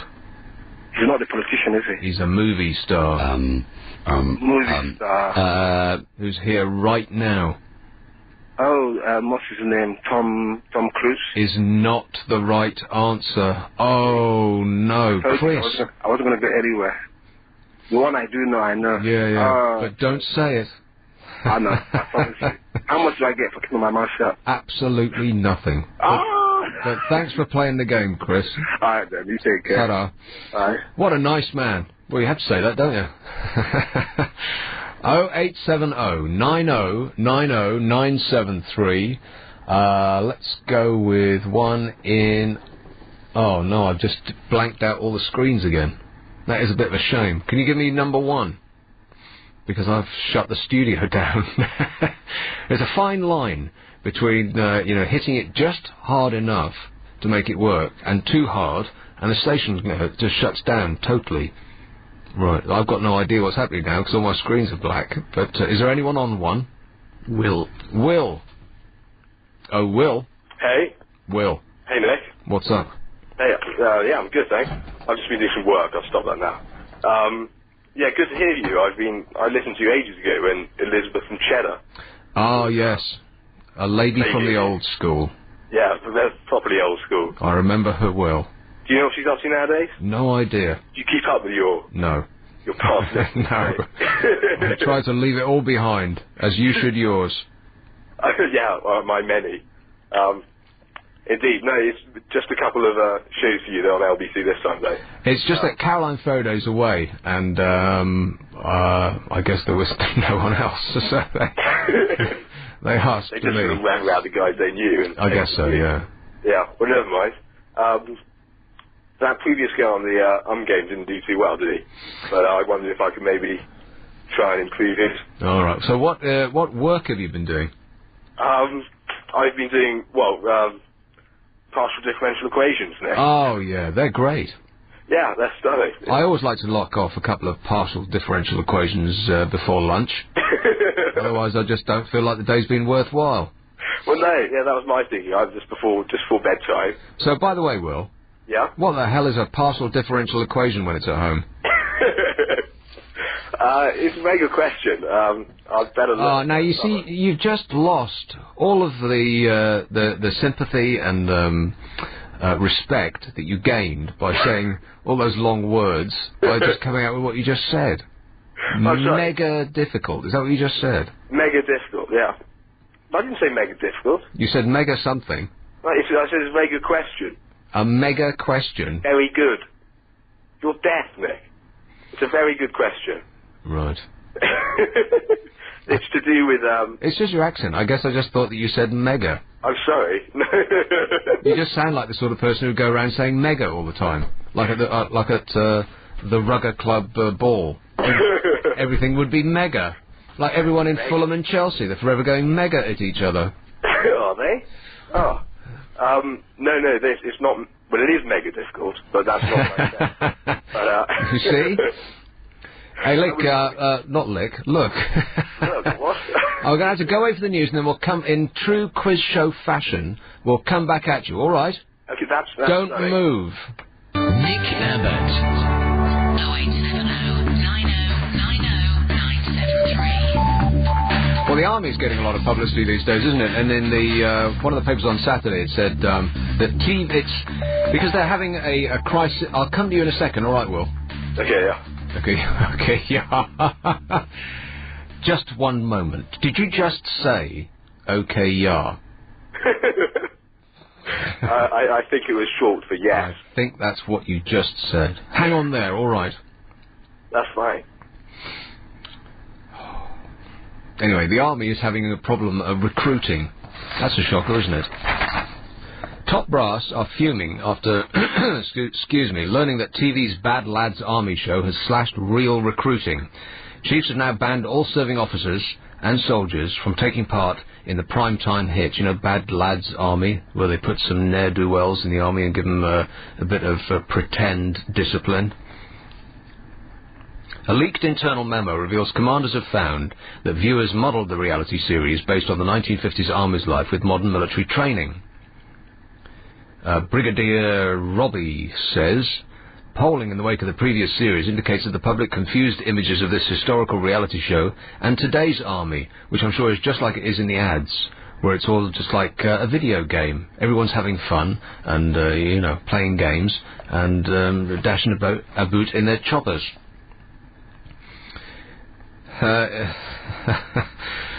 So that's the problem with the low level of recruits to the Army. It's the TV programme Bad Lads. That's what the Army is blaming it on. Right. So it has nothing to do with deep cuts. It's got nothing to do with the soldiers who are issued with boots that melt in the heat. And they are sent into the desert with radios that don't work and guns that jam in sandy conditions and vehicles with no armour. And when they do fight back under extreme provocation, everyone in this country is suddenly stunned that we haven't sent a team of social workers out there. It's a war, stupid. So I think it might have something to do with all of those things and not some silly TV show. But, you know, don't let reality get in the way of the illusion. Will. Hey, Nick. Done any yomping lately? Unfortunately not, no. Still on the PDEs, but never mind. What's a PDE? We've been here, the partial differential equation. Oh. Right. Oh. So you must be a gigantic brain. Are you doing a degree in Oxford? I'm trying to. I'm giving it my best shot. And what college are you in? I'm at Magdalen. Magdalen? Yeah. I'm sorry to hear that. And what college are you in? Which college are you at? Oh, I was in one of the very best of what we would call the Ivy League, if that's what we called them here. Oh, yeah? Brunel. Harvard. Brunel. Yeah. Brunel, eh? Oh. Have you ever seen Brunel? Have I seen it? Yeah. Never been there. No, I don't recommend you ever go. Your eyes will probably shrivel up on at first sight. It's the most. Have you not returned? It's the most hideous, brutal lump you've ever seen in your life. Full of people who are doing mechanical engineering, wandering around in Iron Maiden T-shirts and jeans that were made in Russia. With what were you doing there? I was doing psychology. One of a tiny band of timorous social science degree students. Surrounded by these smelly black-clad oiks who were, up to their elbows in grease. Shouldn't be allowed, should it? Why did you go to Brunel if it was such a hole? Because they actually had, apparently, a good psychology department, and it didn't make the slightest bit of difference, because who goes to university to learn stuff? You go to socialise and drink, am I right? Exactly, yeah. When I've been to Oxford and similarly Cambridge, the thing that strikes me is, how can anybody concentrate on learning surrounded by such exquisite beauty? Well, it's supposed to inspire you. But it would inspire me just to sort of stare out the window, just to go down by the water there and have picnics and such. That's what we tend to do a lot of the time. So this is a first degree, right? Pardon? Is your first degree? Yeah. Yeah. And what year? I haven't done many. What year are you in? My third year. Your third year? Mm. Right, so it gets serious from now on, eh? Kind of, yeah. Now you'll have to buy a book. Not yet, Nick, not yet. I went through 4 years of university and I bought 6 books. Isn't that shocking? Well, you did arts subjects, so yeah, you should have done. Yeah, I guess so, yeah. I haven't bought a single one. No, good for you. Yeah, nice, stand by that. Use the library. So you want to play the game? Yeah, if it's still going. 20 quid off, apparently. I'm number one. No, is this the film guy? Yeah. Exactly. Is it George Clooney? It's George Clooney. Dumb. You'll be voting for him in the next general election, I guarantee it. Could it be Nick Griffith? Is it David Cameron? David Cameron. Yeah, the chap with the forehead so big he could land a plane on it. I'm number 3. This bloke's probably your cousin. That's Boris Johnson. You know what? I think call centres should be staffed by people like you. Don't you think? I mean, you'd call a call centre just to have a chat, wouldn't you? Even if you didn't need anything. Oh, I fancy a bit of posh, you'd say. Give him a ring. Oh. Who's that? Do it again. Oh. Deeply irritating man. So self-regarding and smarmy, you need a shower just looking at him. Is he on the TV? All the time. Can't stand him. Oh.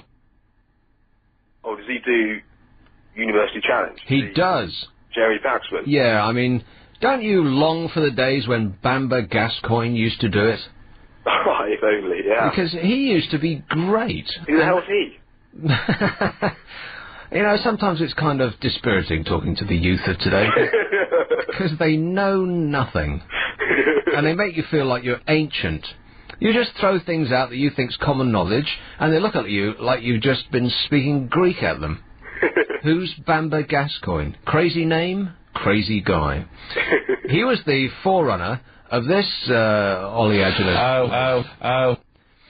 Yeah, it was, I've forgotten what his name is. What's his name? Paxman. Paxman, yes, Jeremy Paxman. The man with all the answers who criticises people who don't know the answers. Oh, come on. Of course it isn't, he says, reading the answer on a card. Exactly, he's cheating, yeah. Number 5. Now, this person is a little out of your social circle. Yes, we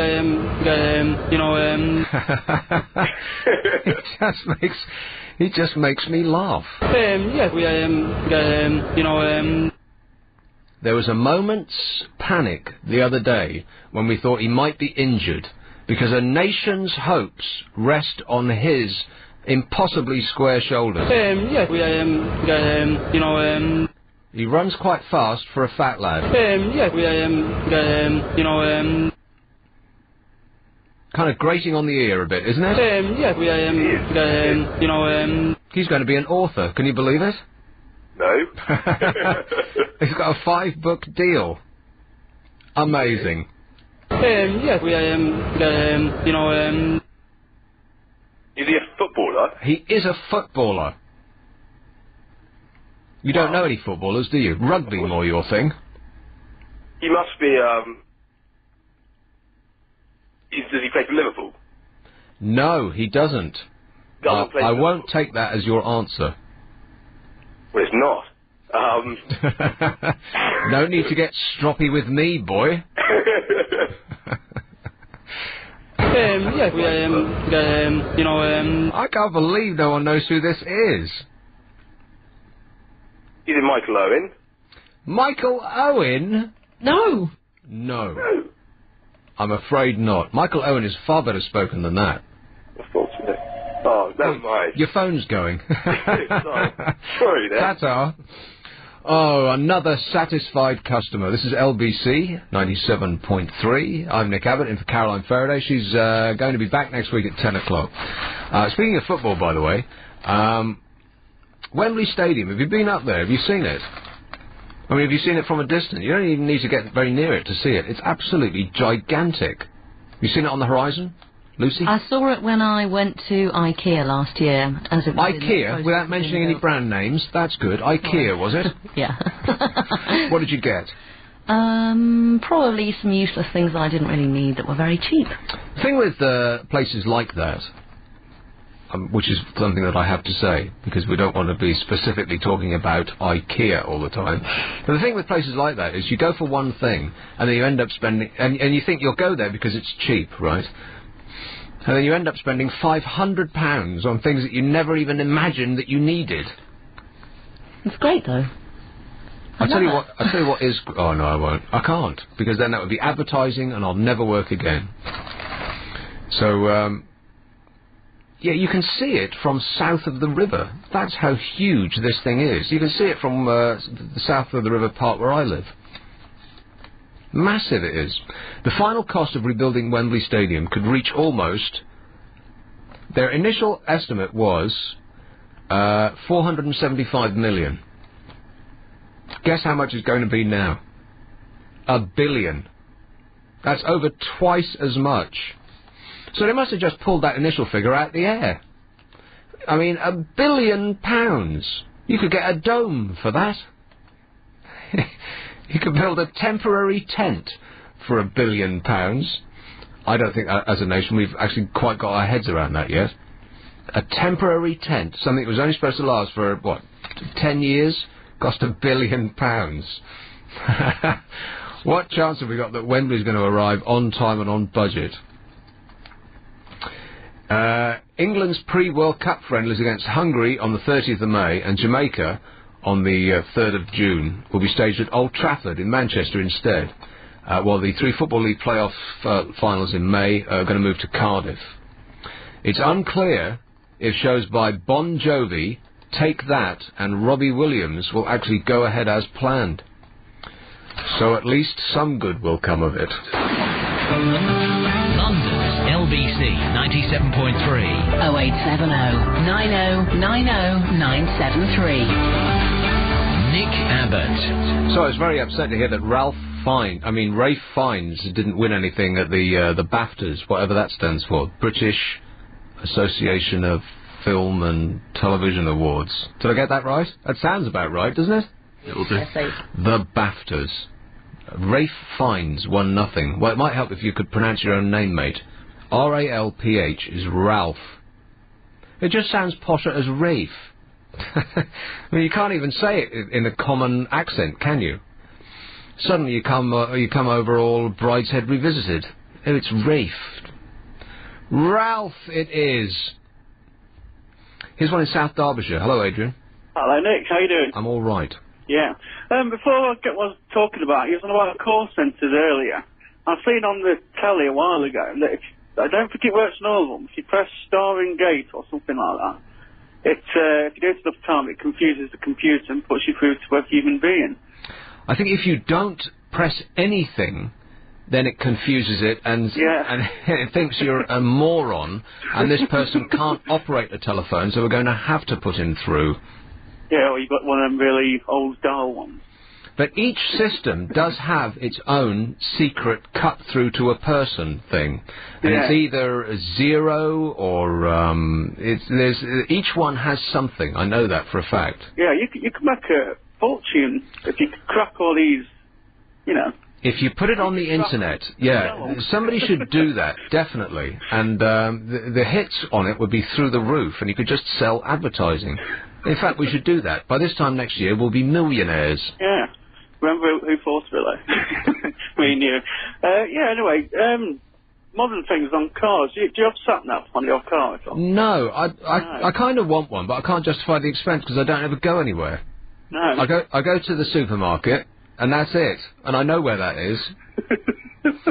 But it does occur to me, and I saw a piece of paper today about the new highway code is going to be suggesting that people don't watch television while they're driving, which is basically what sat-nav is, isn't it? You're not paying attention to the road, you're looking at a little TV screen. Just talk to you, though, don't it? There's a voice on it. Some of them do, yeah. I think the more expensive ones do. I know precious little about it. I've only ever seen them in boxes and yearned after I think you can have about 200 quid, no, 190 quid. Well, there's so many things that are 200 quid that I want, like MP3 players, there's another, but I just can't make up my mind which one to buy, because I know for a fact that if I buy one now, it'll come out half the width, twice the memory and half the price in 3 days' time. So it's got to the point that things are changing so fast that you can't actually buy anything anymore. You need a machine and go into the future, don't buy it. But you know the thing with the mobile phones, and they fine you now for using your mobile phone. And I'm thinking, well, what about the radio? Because you listen to the radio, and if I listen to the radio, I'm usually shouting at it, much as I shout at television. Having my own talk show is a great release for me, because otherwise I'm shouting at non-moving objects just to get it out. And so that's very distracting, because, things irritate me all the time. And so I'm forever, changing stations and arguing with whoever's speaking at me at the radio, not paying attention to where I'm going. And you see people smoking, and that's a one-hand, then you're one-handed driving. Eating is another one. Talking to people in the car with you. Yeah. Now, if talking to someone on the phone is bad, talking to someone in the car with you surely must be just as bad. You must have sat in a car with someone who's driving, and they're talking at you, and they're one of these people who can't talk to someone without looking at them. Yeah. That drives me insane.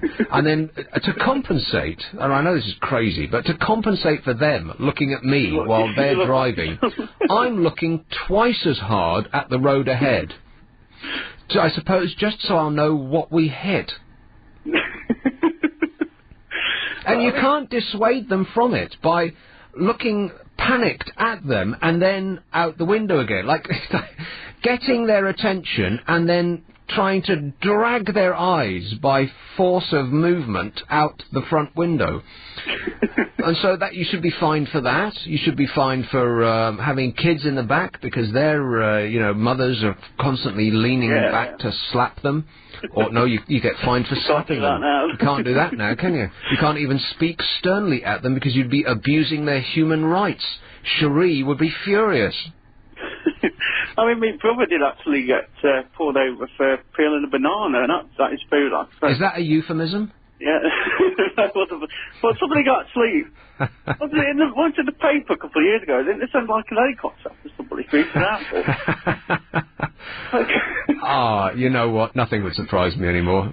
Yeah, I mean, but back to the chat now. Everything that comes out, it seems you have to make it annoying. I mean, now you can download like famous voices to it, which is probably a novelty for 5 minutes. Famous voices? Who?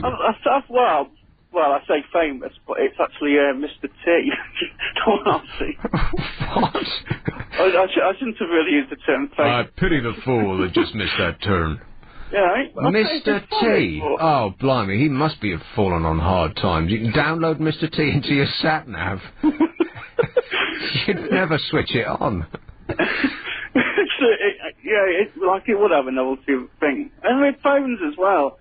It's not good enough that they can just ring anymore, is it? It's got to have like the crazy frog or something annoying like that. I just updated my phone. I've got a phone that's about 3 years old. And it looks like Stone Age technology compared to this new all-singing, dancing thing that lights up. It's like every time you get a call, it's like a disco. The phone pad lights up and the screen bursts into action and it chirps at you like a bird, and it's just a phone, and it takes videos and pictures and you can surf the net, and I don't want any of that. You can't buy a phone anymore. You have to buy a multimedia device that does everything except what you actually bought it to do. You have to go through a menu to just make a phone call. The scary thing, it's only going to be a matter of time before phones, they're getting that complicated now, we can download stuff on them and stuff. They're going to be getting viruses like computers. Oh yeah, they've been predicting that for a long time, yeah. But I think that it's a good thing that people aren't using them for taking sexual pictures of each other and sharing them around the playground. I'm really glad that that's not happened yet. Yeah. Anyway, Nick, don't make it so long next time before you come back. Yeah, rightio. Ta-ta. Okay, bye-bye. This is LBC 97.3. I'm Nick Abbott, in for Caroline Faraday. Just for 1 hour and 8 minutes of me, and Caroline's back on Friday. It's 0870 9090 973. Let's have a call. Oh, I've just blanked everything out again. Let's have a... This is incredible. Every time I touch anything in here, the studio blacks out. Can you give me number 5, please? This is like being on Countdown, not Countdown, on... what's that thing where students used to snigger at each other for asking for an E, please? Blockbuster. Blockbuster, yeah. I'll have him. Timo. Hi, Nick. How are you? Oh, I'm alright. Yeah, it's good to hear you back on air. Thanks. How about if I hit it really hard? Do you think that would bring it back into life? I think you got like static. No, I don't think... Yeah, I do seem to... Every time I touch that... Oh, you're looking really worried, Lucy. It normally comes back on, and I can see it hasn't for you at all. No. There's a button on the side. Try that. I'm down a bit. There's a power button. Just as well you got just an hour left. Yeah, I know. Is this thing still on? Anyway, I'll have to press on blind. Go ahead. Whoever you are. Unfortunately, I had to take a trip into Slough today. Slough? Shopping. Yeah. Betjeman was right about that, really, wasn't he? And he was right about it years before they constructed it to look like it does now. Must have predicted the future. But I was kind of... Something that made me smile, though. There's a new building just gone up. It's one of those new sort of executive-type, posh-looking buildings. Yeah. But it's right in the centre of Slough, on one of the main roundabouts. And there's this huge banner across the front there. It says, "Wish you were living here."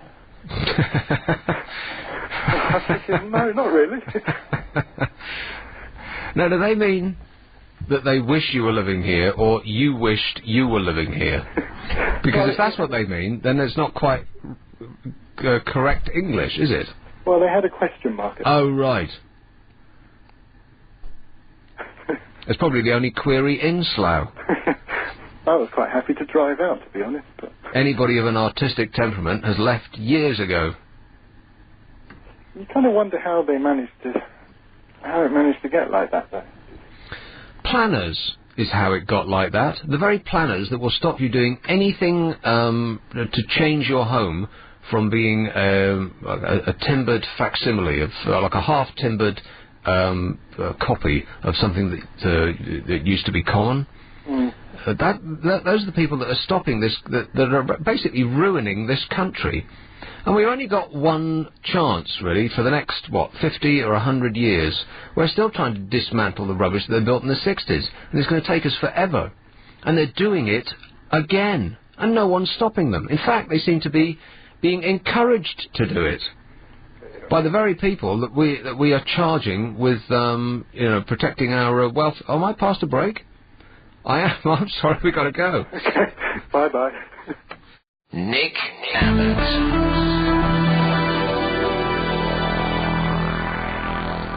That's the thing with doing a show. Sometimes I forget I'm doing a radio program. I'm just sitting there having a chat. Oh, yeah. It's not about me. It's about, the structure of it. I'm only here for colour. I'm only here to fill the gaps between the ads. It's true. Are you still there, Timo? Yeah, I was wondering if I was still on. Could I do the game? You want to do the game, of course. Number one. This bloke is probably, if he's not in his hotel suite by now, I'll be very surprised indeed. He came over for the BAFTAs, didn't he? This guy here. He's been here, there and everywhere. He's flogging that movie with himself, which is about the old American newsreader. Back in the times when we could trust newsreaders, I mean TV newsreaders, to tell us something that was actually news, as opposed to just personal tragedies. Anyway, here he is. That's George Clooney. George Clooney.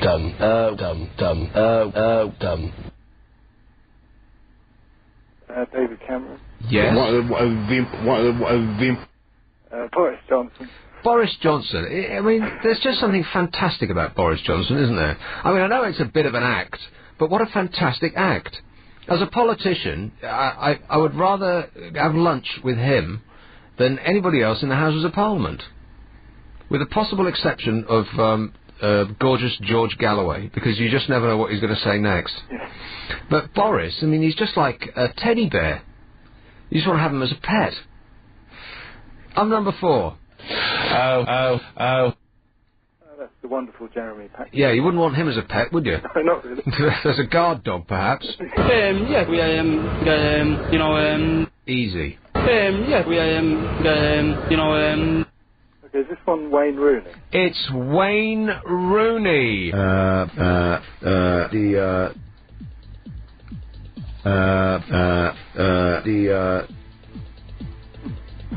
And now your winning streak comes to a crashing halt.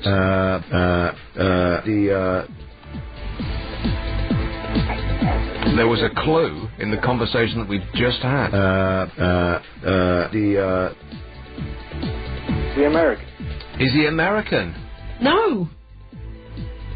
I think you're going to lose this, aren't Yes, you? I think I am. Oh dear. Another unsatisfied customer. Available on DAB Digital Radio. London's LBC 97.3. London's LBC 97.3. 0870 90 90 973. Yeah. Nick Abbott.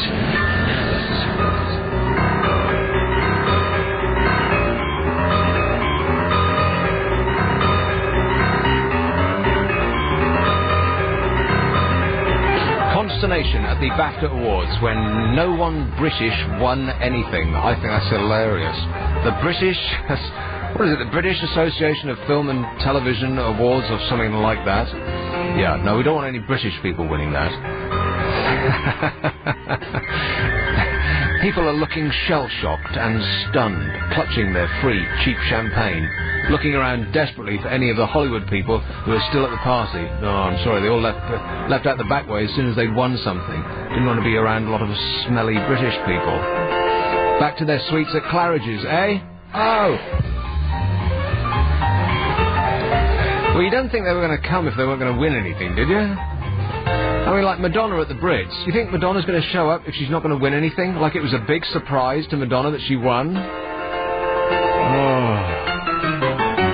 Oh. None of these super famous people will show up anywhere unless they know they're going to win ahead of time. It's all fixed. Not fixed necessarily, but all spelt out ahead of time, right?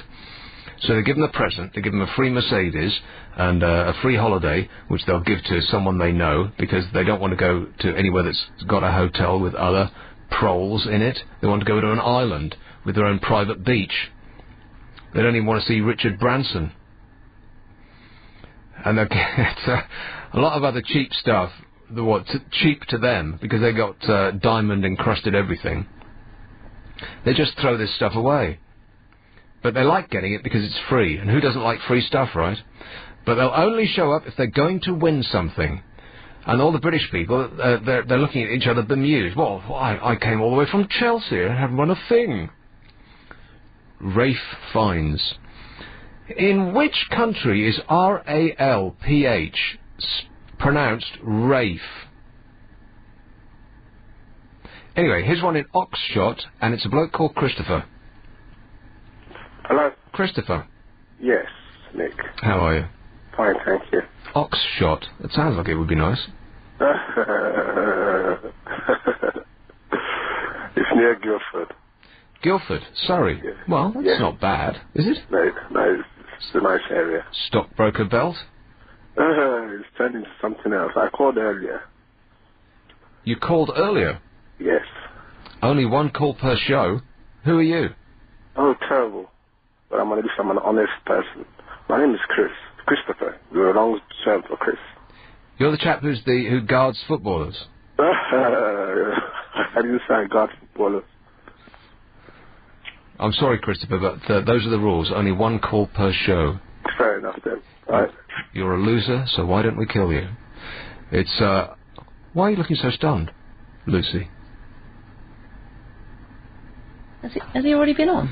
I think he's isn't he the chap who guards footballers? Oh, I see. He sneaked on. Uh-huh. Yeah, he said he's from somewhere else. Right. Oh, well, you know, it's a voice that you can't mistake. 0870909... I got lost. It's such a huge number. 08709090973. Let's go with Harrow, and it's a chap called Angus. Hello there. Angus.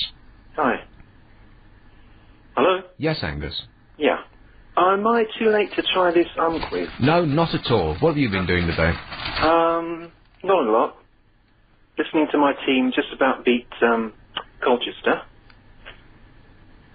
Just about beat Colchester? Well, it looked iffy in the first half. Really? But we came back. There's not much excuse for that, really, is there? No. Jose will be furious. A little bit, yeah. I can't imagine Jose Mourinho shouting at people, can you? He just looks so sort of calm and, you know, within himself. Like, I can see Alex Ferguson shouting at people, his face going scarlet, and the spit coming out of his mouth, or Sir Alex Ferguson, as we're supposed to call him. But I can't see it from Jose Mourinho. I mean, no. I think I'd sort of just like start laughing if he started shouting at me. This is a small chap as well, isn't he? Quite small, yeah. But Alex Ferguson looks like a teacher. He looks like you'd be properly scared if he started shouting in your face. Yeah. And he looks like the sort of bloke who shouts a lot. Blood, does, yeah. Blood vessels fixed to burst on either side of his nose. Huh. So you've been, okay, watch the football. What else? I thought that today was like your classic winter Sunday. Just the sort of thing that you want to stay indoors, look out the window and feel snug and warm and watch an old black and white movie, right? Yeah. And we haven't had one of those for ages. I mean, it's been cold right enough, but it hasn't actually rained much. And that's what British winter's all about. And there's something quite comforting and warm about that, isn't there? I mean, not so much if you're in a tent, but if you're inside and you can hear the water, the rain coming down on your roof or your windows or whatever, and you're warm, there's just something very Sunday about that. I mean, you don't have to go out unless you want to just nip to the pub. But, you know, if you're going to work, then rain is a nightmare because you arrive on the tube and everyone's clothes are wet. And if there's one thing about about suits, is that people don't clean them. Do they? Blokes buy suits and they never clean them ever. They remain on them, and most blokes only have one suit. I mean, the more you think about it, the more vile it sounds. And the water of the rain releases the odour that is normally kept hidden within its fibres. And that's why the tube, when it's raining, is just, it's repellent. It's worse in the summer. It's actually, well, it's worse when it's wet. It's the wet part that, because men just don't clean their suits, do they? They'll clean their shirts and their panties and their T-shirts and all of that stuff. They'll throw it in the washing machine, but they just flat out will not take it to the dry cleaners, right? Is that the same for women? Is that the same for women, Lucy? Of course not. It can't be. We're extremely clean. Yes. But suits, I don't believe that men ever clean their suits. Well, why are there various dry cleaners then on the high street? For women. Oh, but guys go there as well. But that's not why you called. No. So you want to play the game? From what I can understand of it, yeah, I'll have a go. I don't know, this has been a particularly satisfying chat beforehand, though. What do you think, Lucy? What are you, a thumbs up or down? It's not terribly You can be near. Not really, no. So what do you... Let's try and pull something out of you, shall we, Angus? Okay. I'll try it until it kills me. Right. Or I get bored, whichever comes first. Okay. What do you do for a living? Landscape gardening. Oh, well, now you see, there's something in that, landscape gardening. The only three things that I've ever wanted to be is a radio presenter, a skiing instructor, and a gardener. There's something about gardening that I think would be fantastic to do as for a living.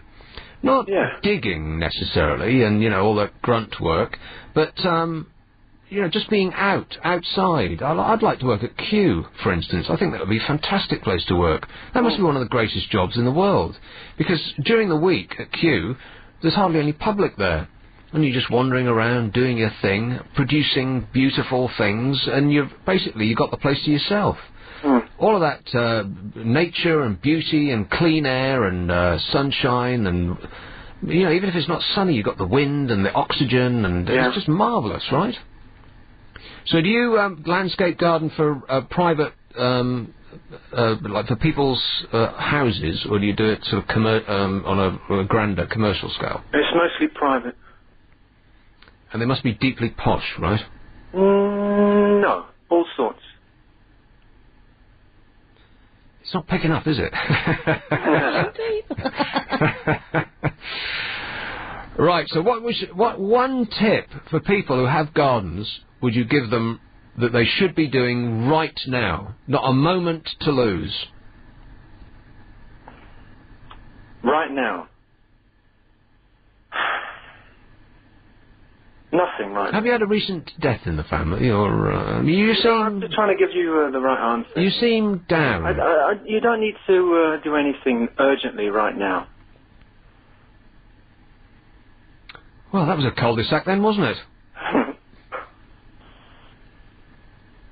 What about indoor plants? Good news, surely. What about indoor plants? I should have told them to run out right now and mow the lawn, didn't I? Well, I don't mean this instant, but I mean, you know, at this time of year. Well, things are pretty quiet right now. Aren't they ever? All right, anything to get rid of you. Here's the first Okay, that's George Clooney. Dumb. David Cameron. Boris Johnson. Jeremy Paxman? Yeah, you know, Wayne Rooney? Noel Edmonds? I'm thrilled to say it isn't. But thanks for conversing with us. I think his next call is going to be to the Samaritans. Cheer up, mate. It might never happen. Nick Abbott.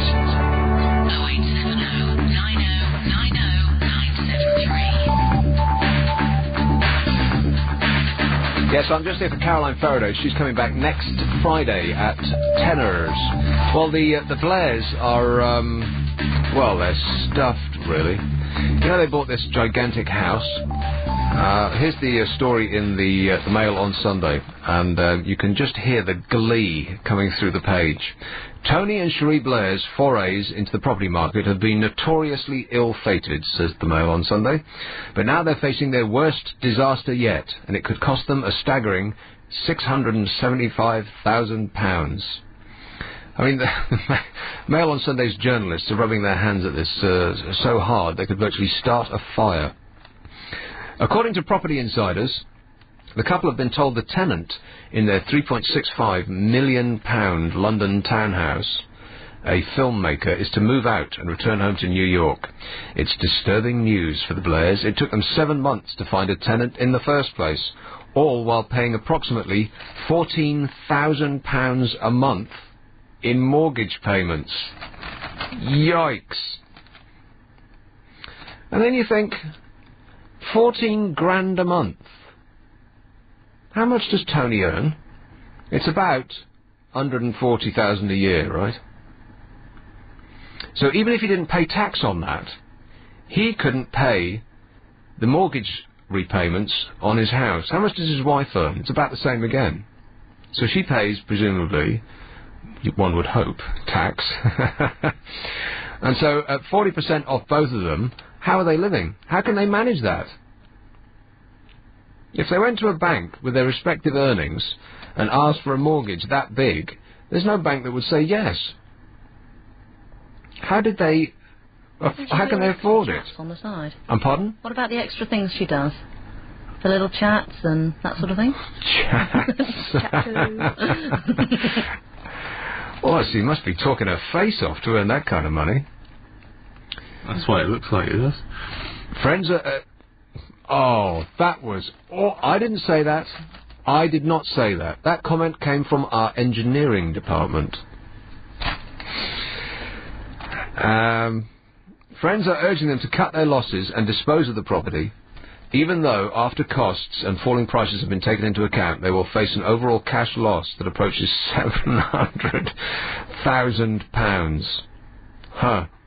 An associate told the Mail on Sunday it's become a massive liability, and they're very nervous. I'm told they're trying to find a way of selling privately without an agent. I bet they are, because almost £4 million at 3%, which is what Savills or Hamptons would want, that's 120 grand, just for somebody to come around and take a picture on their mobile phone and stick it in their window.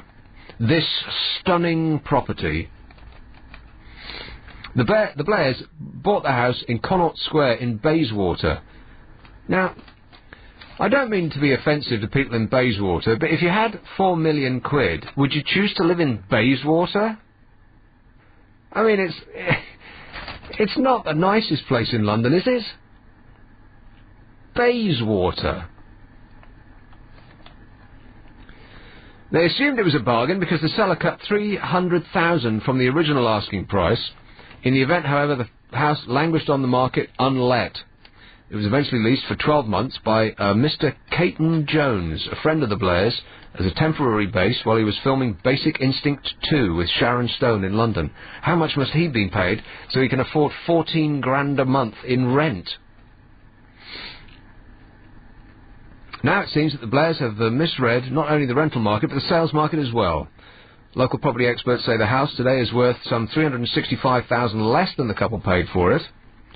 Oh no, he didn't. This chap wasn't paying 14 grand a month. He was paying only £8,000 a month. That just staggers the imagination, doesn't it? That somebody is prepared to pay £8,000 a month in rent. You know, you drive around London sometimes. You go through Chelsea and Kensington and Knightsbridge, and you think, who are all these people? Who are all of these people? Because property's £1,000 a square foot there, so your average, a modest 2-bed flat is £1 million.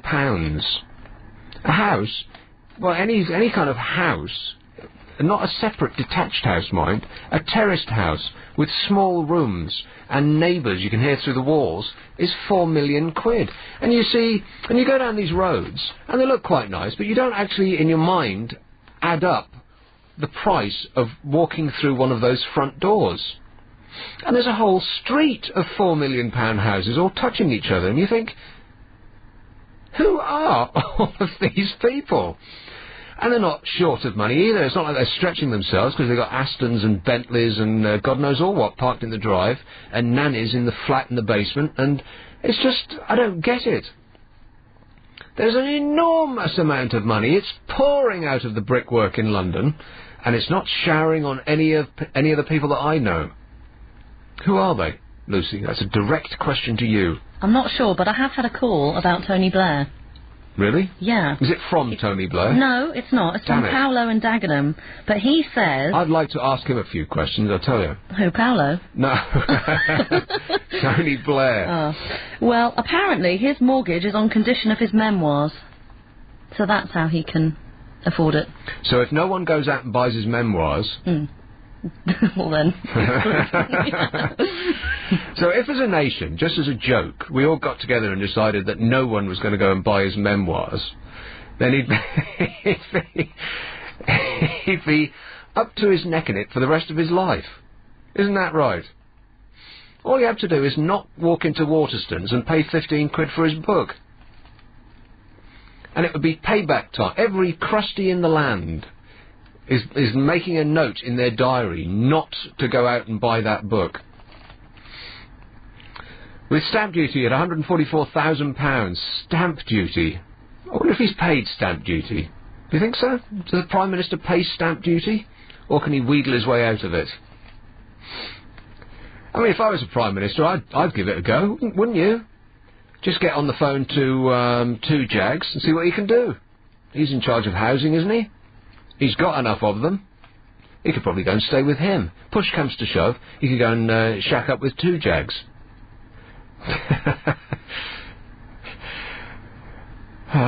The Blair's house, though expensively decorated, is unmodernised, and the heavy Victorian styling was thought by one potential tenant to be rather gloomy.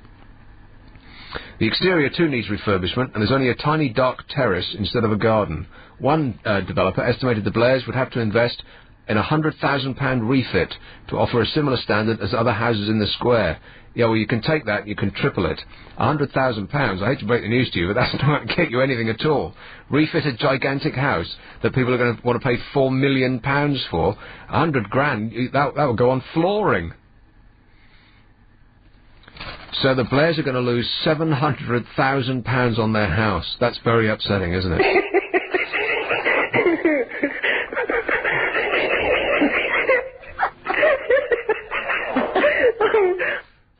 Martin in Sevenoaks. Hello, Nick. How are you? I'm very well. Excellent show. Thank you. Gonna miss you when you're gone. Oh, it's, we almost... Why don't we just break out into song? Let's do that one right now. Except that I'm meant to be getting up about 4:30, so this is... You're keeping me up. Well, I'm keeping you up. Yeah. I'm being kept up. I'm normally in bed for 3 hours previous to this. 10 o'clock's my bedtime. Okay. I wanted to talk about call centres. Yeah. Because I've actually been to one in India. Really? As part of my job. What's your job? Well, I'm actually a banker, but well, you don't do yourself down. What do you do for a living? Thank you very much. But I go out on visits to overseas countries, to India and the Far East and so on. And I went to India about a year ago, and on the pure off chance was invited by one of these big UK insurance firms that's got a call centre out in Bombay, or Mumbai as it's now called.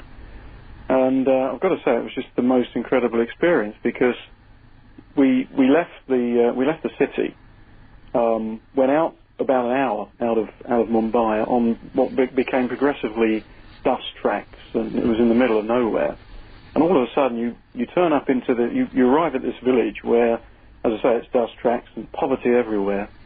And you turn a corner, and there's an office block there, just like in Canary Wharf. Modern, air-conditioned. You go in, there are plasma screen TVs. And we went up to the top floor of this building. The way you're describing it, it sounds like man's future first colony of the moon. Well, it was like dust everywhere, and then there's this like Michael crystal building in the middle of it. Well, yeah, just in the middle of nowhere, and then all of a sudden you turn up and it's just like you're in Canary Wharf. And we got to the top of the building and saw the sort of chairman of the company, and big UK insurer, and he basically explained that they had 900 staff, 900 of them were graduates, all the way down to the cleaner. There's just such a stock of educated people over there. So I kind of agree with you that it's pretty sad that we can't find enough people here that can speak properly or are educated well enough. But in India, there's people queuing up, and if those 900 people sort of left, there'd be another 900 people lining up behind them. That's actually quite depressing, isn't it? That call centres in India are staffed by more intelligent people speaking a second, not even their own language, and they're better than we can muster in this country, and cheaper. Well, a lot cheaper, about a tenth of the cost. Is that right? A tenth? Yeah, and I mean, I've been working in London for about 20 years, and I've seen people sort of interview people, and I've seen the standard of education sort of progressively get worse and worse, to the extent that some people you see can't barely write their own name, and there is this stock of very well-educated, intelligent people out there that is just queuing up to take our jobs, and it's not just people that make things, but eventually it's going to be a lot of the service industries as well. We're just going to export the jobs to India. Well, it's very depressing listening to you, and not just because of the timbre of your voice. Oh. But thanks for the bad news, Martin. No problem. All right, cheers. Cheers. Ta-ra. This is LBC 97.3. I'm Nick Abbott, and that is kind of... I don't want to dwell on depression because I've only got half an hour to go on the last show that I'm doing. But that is kind of, it's upsetting really, isn't it? That there's this vast well of super bright people, and all they can do is get a job as a cleaner and a telephone operator. That's kind of sad really, isn't it? That we, as relatively rich as we are taking advantage to such an extent that we're getting graduates to do all the jobs that we don't want to do. It's like they're taking out our rubbish. Kind of shocking, really, isn't it? Are you shocked yet? Yes. Very. Who do you recommend there then, Lucy? Mark, maybe. Mark. Yeah. All right, let's go with East London. Hello, Mark. Morning, Nick. How are you? I'm okay. It makes no difference if everyone in the UK said they weren't going to buy Tony Blair's book, because the money he'll make is by getting it on the New York bestseller list and selling it in the States, and then his lecture tour there as well, which he'll get, I would imagine, it'll be 6 figures per large dinner in dollar terms, that is, so it would be slightly less only. I don't know, do you really think so? Do you think, because that's the kind of money that Bill Clinton gets, which is kind of understandable, because he used to run the world. Well, but Tony Blair is just running after the man who runs the world, with his tongue out. Well, Bill Clinton gets a lot more. I mean, Bill Clinton's, you're talking, I think it's like in excess of 10 million for his book, first off, just as the down payment, and then also the 40 or 50 million that's been spent on his library, etc. I mean, but it is kind of an energising thought, isn't it? That we, as the people, think that we are powerless, but actually the power is with us. All we have to do is get together and decide en masse to do something. Because we could start an internet campaign to speak to all of our good friends in America for them to boycott the book and his tour as well. And then he'd be standing there with his pockets out wondering where all his cash went.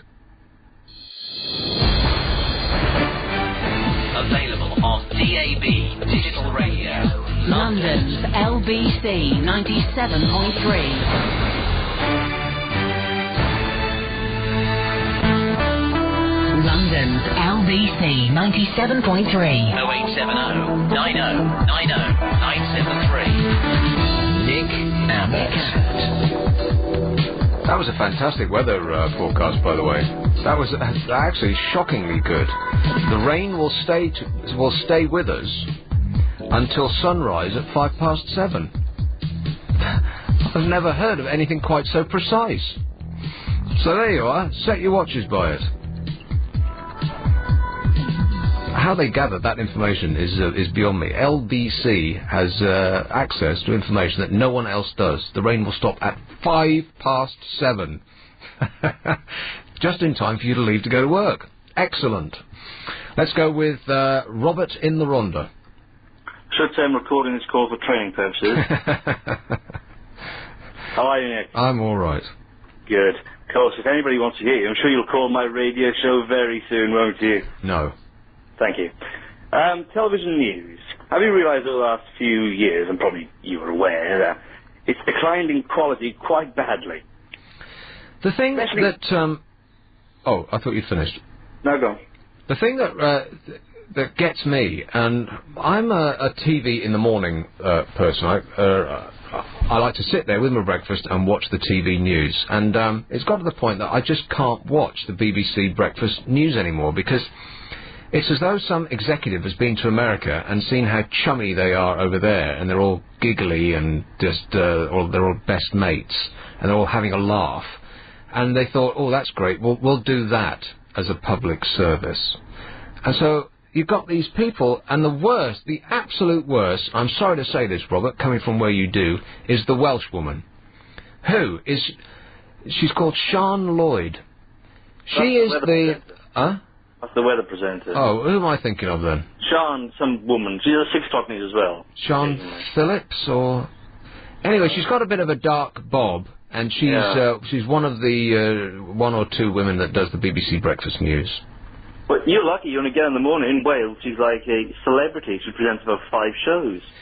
She is the most oleaginous woman I've ever seen in my entire life. She oozes like smarm, like you just wouldn't believe. It's as though, I mean, she's too childish to be on Jackanory. It's just painful to look at her until she's given a politician to interview, and then she morphs before your eyes into an intelligent journalist. It's incredible. It's inside her. And I imagine that her bosses have told her to smarm it up a bit. But I wonder if she's actually comfortable with it. Because she's obviously very bright. But she's just this... You know how women talk to babies? It's like... Goo, goo, goo, goo, goo. That's how she is all the time. Like she's coochie cooing us. It makes you want to jump through your TV and throttle her. Well, there's only one decent news presenter in this country left, I think, and that's Alistair Stewart. I like the guy. Is Alistair Stewart the guy who does ITV News? He does the London Tonight and ITV News, yeah. Because the 6 o'clock ITV guy, he's kind of a bland-looking, tall, sort of... Mark Austin. Is that who it is? Yeah, Mark Austin, the $6 million man. Replaced Trevor McDonald as well for some reason. Yeah, I think actually he's very good because he doesn't pour his personality in your face. He just kind of gives it like it is. I think he's actually good. Oh, do you? I don't like him. I don't think he's going to last very long. Oh, I think he will. I mean, Trevor McDonald lasted for ages. Why? Because he was a fantastic newsreader? No, it's just that. It's all of these things. People become popular just by dint of being around a lot. Like Chris Tarrant, for instance. Is he a comic genius, such that all of London wanted to listen to him? No, obviously not. I mean, his whole thing was he read a story out of the Sun in a really hyper-giggly voice, and that was it. But all of London wanted to listen to him. Why? Well, because he he did the same job for so long. Same with Terry Wogan. He's not a comic genius. I mean, he's genial and, kind of pleasant to listen to, but the guy's been on the same show for 30 years, and he just built up a head of steam. That's why he's so popular, and that's why Trevor McDonald was so popular. It's just because people were used to him. That's probably true. There's a lot of dead weight in television at the moment. Anybody come to mind? A lot of people come to mind. Most of them are in EastEnders at the moment. You know, that's something I've never watched. Oh, ever. you should. I just can't. I haven't got time for soap. There's just so much television to watch. I can't watch something that's going to suck a half an hour of my life out every day. I haven't got time for it. Oh, EastEnders won't. The beauty of EastEnders the last few years is it is so bad to watch. It's just funny to watch it. Well, apparently not, because half of the population is watching it. Oh, they're sick. But I'm watching it for Well, no doubt. The masses are asses. I mean, that's proven day in, day out. I mean, they got rid of... Sian Williams. There she is. Name her and shame her. She began behind the scenes as a producer, but made the rare and difficult transition to presenter. Find out more about Sian here. Go ahead. Click it. I'll tell you something. She's learning Welsh on a new reality TV show on BBC Wales, where they get famous celebrities who speak Welsh paired up with people who can't. Ha! The hilarity. You're kidding? No. That's actually happening? Yes, it started this week. I can't think who's famous on there. They got the drummer who was sacked from Stereophonics, the one with the wild hair. What's the point of Welsh television, by the way? Not even people in Wales want to watch Welsh television. I'm saying that as someone who is half Welsh. All my family on my mother's side are Welsh, so I have Welsh in me, and I know a lot of Welsh people, none of whom have a moment's patience with Welsh television. No one wants to watch it. Well, let me cheer people up in England who are listening. That if you pay your television licence, you're also paying for S4C, or the BBC produce all their programmes. How many millions that costs every year? I mean, you want to watch a Welsh soap. English soaps are bad enough. I mean, they haven't got any money, have they? It must be painful. The thing with the Welsh soap is Publicum is that they showed it nationally once on BBC Two against Countdown. Countdown never had such a brilliant audience when I was up against it. They tried to try it out on British people. Strangely enough, they rejected it. They didn't want to read it in subtitles. Yeah, but the people who watch Countdown are people in homes with, blankets over their knees, shaking, waiting for their next medication to arrive. And if the television channel happens to be on something that's not Countdown, they can't physically get up and change it. So that's probably where the viewing figures came from. Countdown, a good show. Deal or No Deal is a very good program, though. Yeah, right. Yeah, I know you don't. I mean, you ever seen it? There's nothing. There's a nothing program. There's nothing. The only thing about that program is what are you looking at me like that for, Lucy? Have I missed a break again? Okay, I'll go. Okay. I love you all. All right, ta-ra. Bye. Yes, it's all about Noel Edmonds. That show. There isn't anything other than him. How, by the way, does he manage to string out that one person for half an hour? Because if the one person... is it kind of like the Millionaire Game, where people can come back and they have more than one person a show? Or is the whole show about one person's box? They have a whole load of people, and they all keep coming back until they're picked with their box to go up. Yeah, but is each show about one person's trial? Yeah. So it's not like Millionaire, where they stop halfway through and you come back next week. No, that's the same person. And if you win. So every half-hour show on that Edmonds thing is one person. Yeah. Well, then it must be fixed, because what if the person just said, oh yeah, all right, I'll take the first offer that comes in? No, because if they do that, they then go through what would have happened if they not for half an hour, they don't. They string it on. Well, how long would it take to open 10 boxes or whatever it is? It's about 20, I think. Well, it wouldn't take... I mean, if I came on and said, after 2 minutes, right, I'll just take that then. Then he'll still carry on. He'll say, this is what the banker would have offered you. Oh, come on, and which really? box would you have picked next? Yeah. And people like that. So then they work out whether you did actually beat the banker by the end of the show. I'm right about that, aren't I? The nation has gone crazy. We're actually insane now. That's a hit. I think it would be better if I could hear the banker's voice. That's what annoys me. Well, I suspect there is no such thing. Yeah, I don't think so. It's just an actor, clearly. He just picks up the phone. I very much doubt there's anybody on the end of it. No, he passes it over to the contestants sometimes. Really? Yeah. You've watched this, haven't you? Purely for research purposes. Who do you recommend? It's more your show than it is mine, Lucy. I don't think so. You could go for Neil. He promises to have a very funny story for you. I very much doubt that. Neil. All right. Wowers, Neil. You're in Winchmore Hill, but you know that.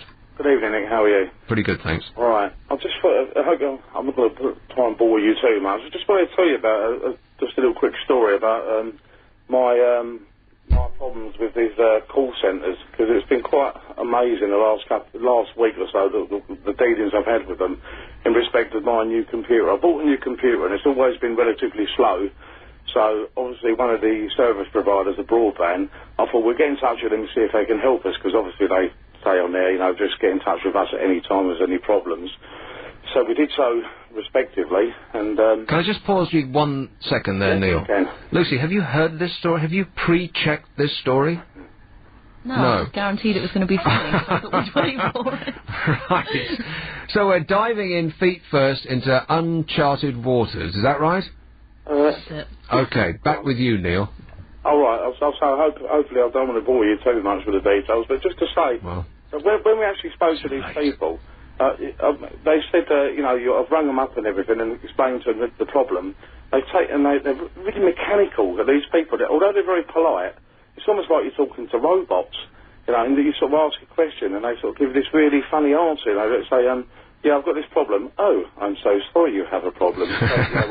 Well, no, not really. Yeah, I just want to try and sort of, let us see if we can help you out with this problem. Well, I'm sure they're actually reading a script, because no one is allowed to be themselves. A corporate culture insists that everything must be homogenized, so they're all reading scripts. And sometimes you get a phone call in the evening.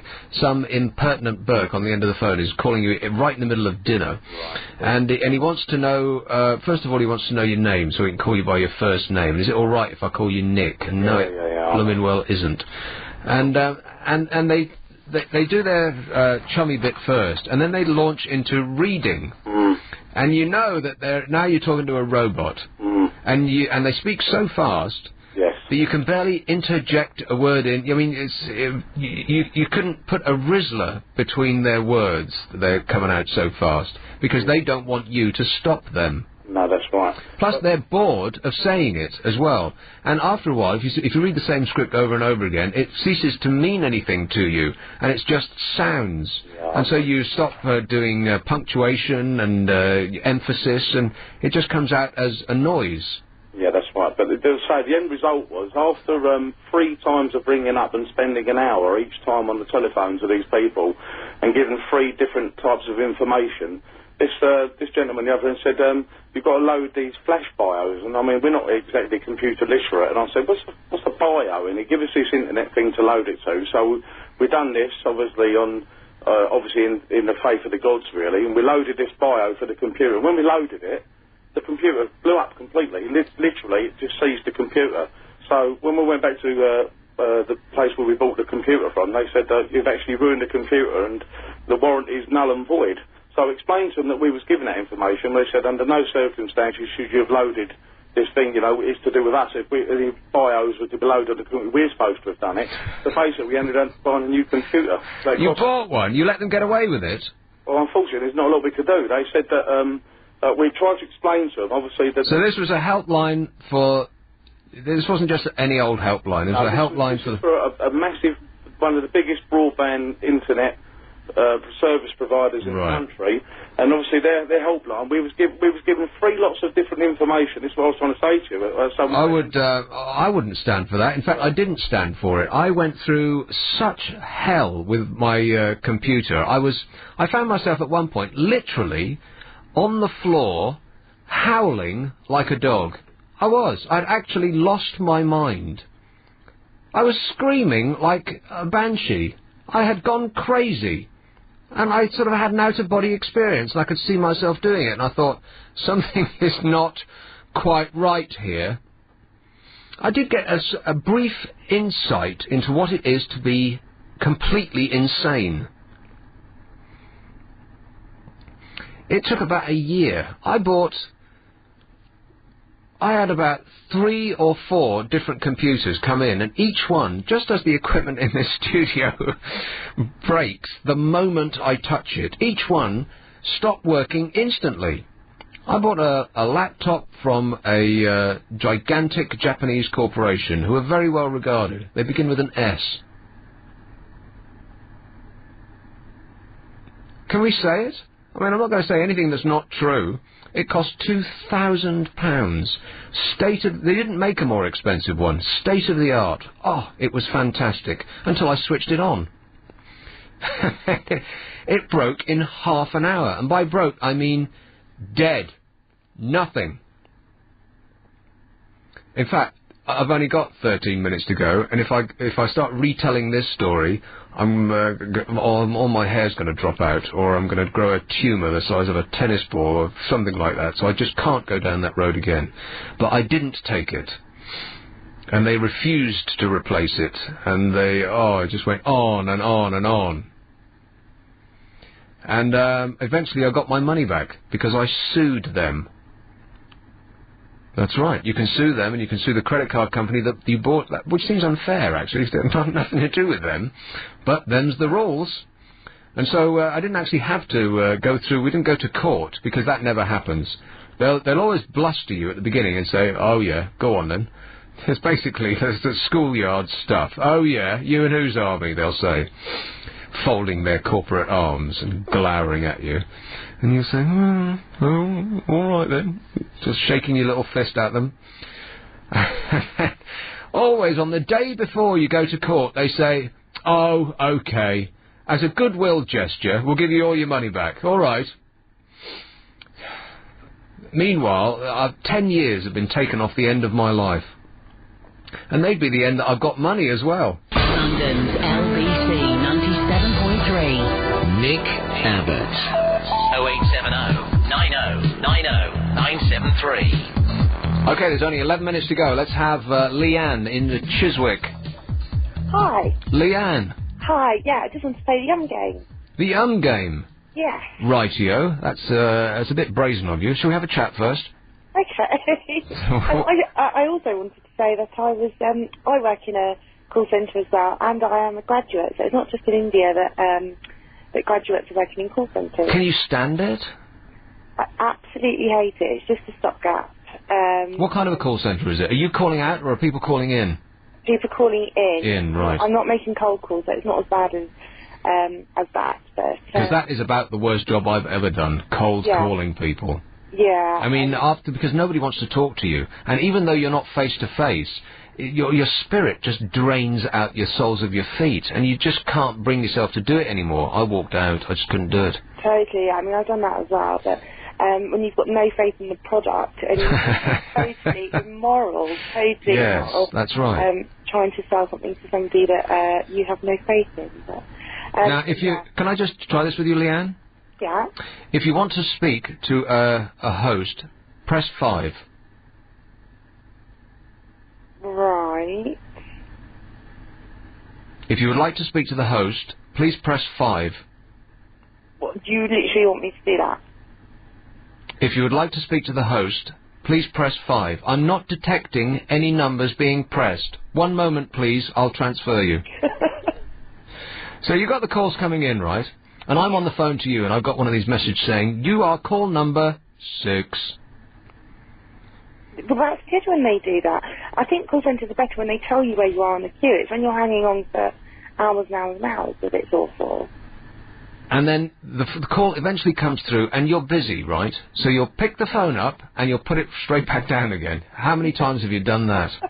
Well, between me and you, there's been a couple of times when calls have got too complicated, when I've just accidentally put the phone down on purpose. Now, you see, people like you are the reason that there's so many deaths on the road. Because people just lose their minds, and they want to just kill someone. Wow. I mean, if I had a gun, you'd always be able to find me by just following the trail of dead bodies behind me. I mean, we do have to put up with quite a lot as well, so it is a two-way thing. You want to play the game. I do, yes, please. If you would like to play the Ungame, please press 1. I've got to stay silent now, don't I, to go through to it? You're not pressing anything. Do you have a touch-tone phone? I've got this strange phone with this flip-top thing, and I can't find the button.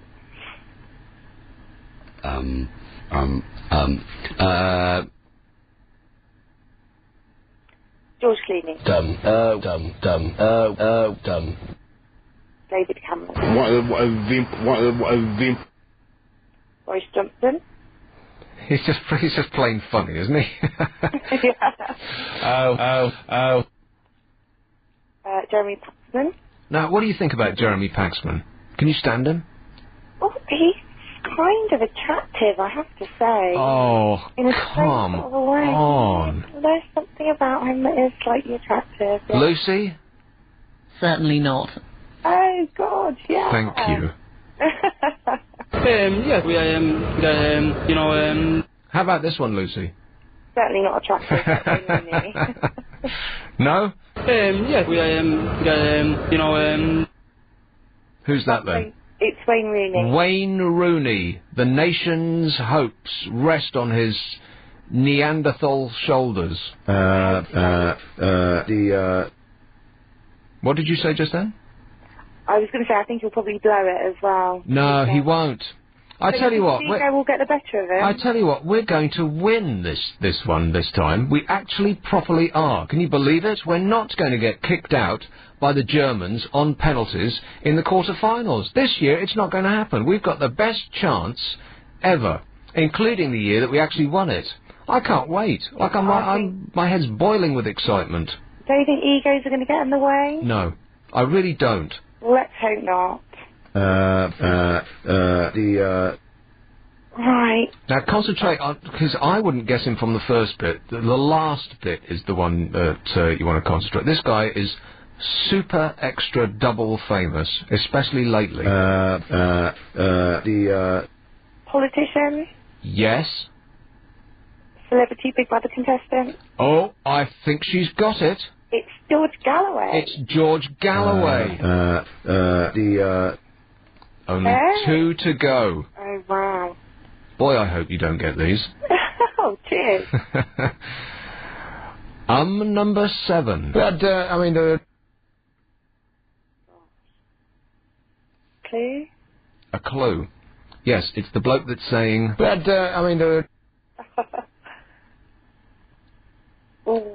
He's one of the nation's favourites. People flat out love this bloke. Love him for... Just being him. Easy. Oh my God. Is it one of Abbot and Deck? Is it one of Anton Deck? No.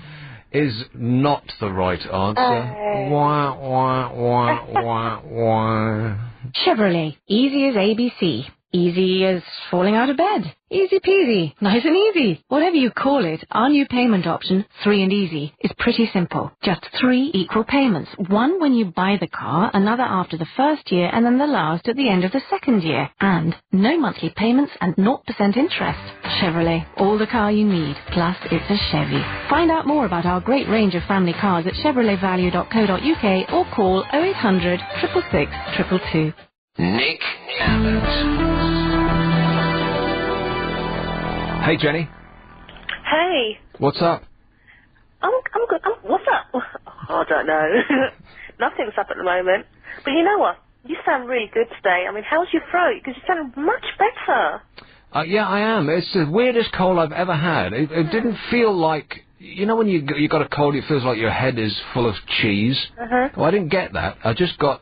It felt like somebody had drilled a hole in my throat. That's how painful it was. Oh, and it's not quite better yet.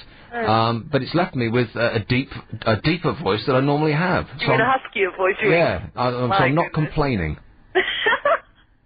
Oh, actually, I am complaining all the time, but don't let that put you off. Oh, do you know what? You remind me of 2 of your colleagues. You remind me of what's his name? Oh, he's very good. Steve Allen and Clive Ball. You really do sound like both of them in combination. Huh. Oh, I don't know if it's a compliment or not. Neither do I. I'll take it as one. How's that? Well, they're both pretty good.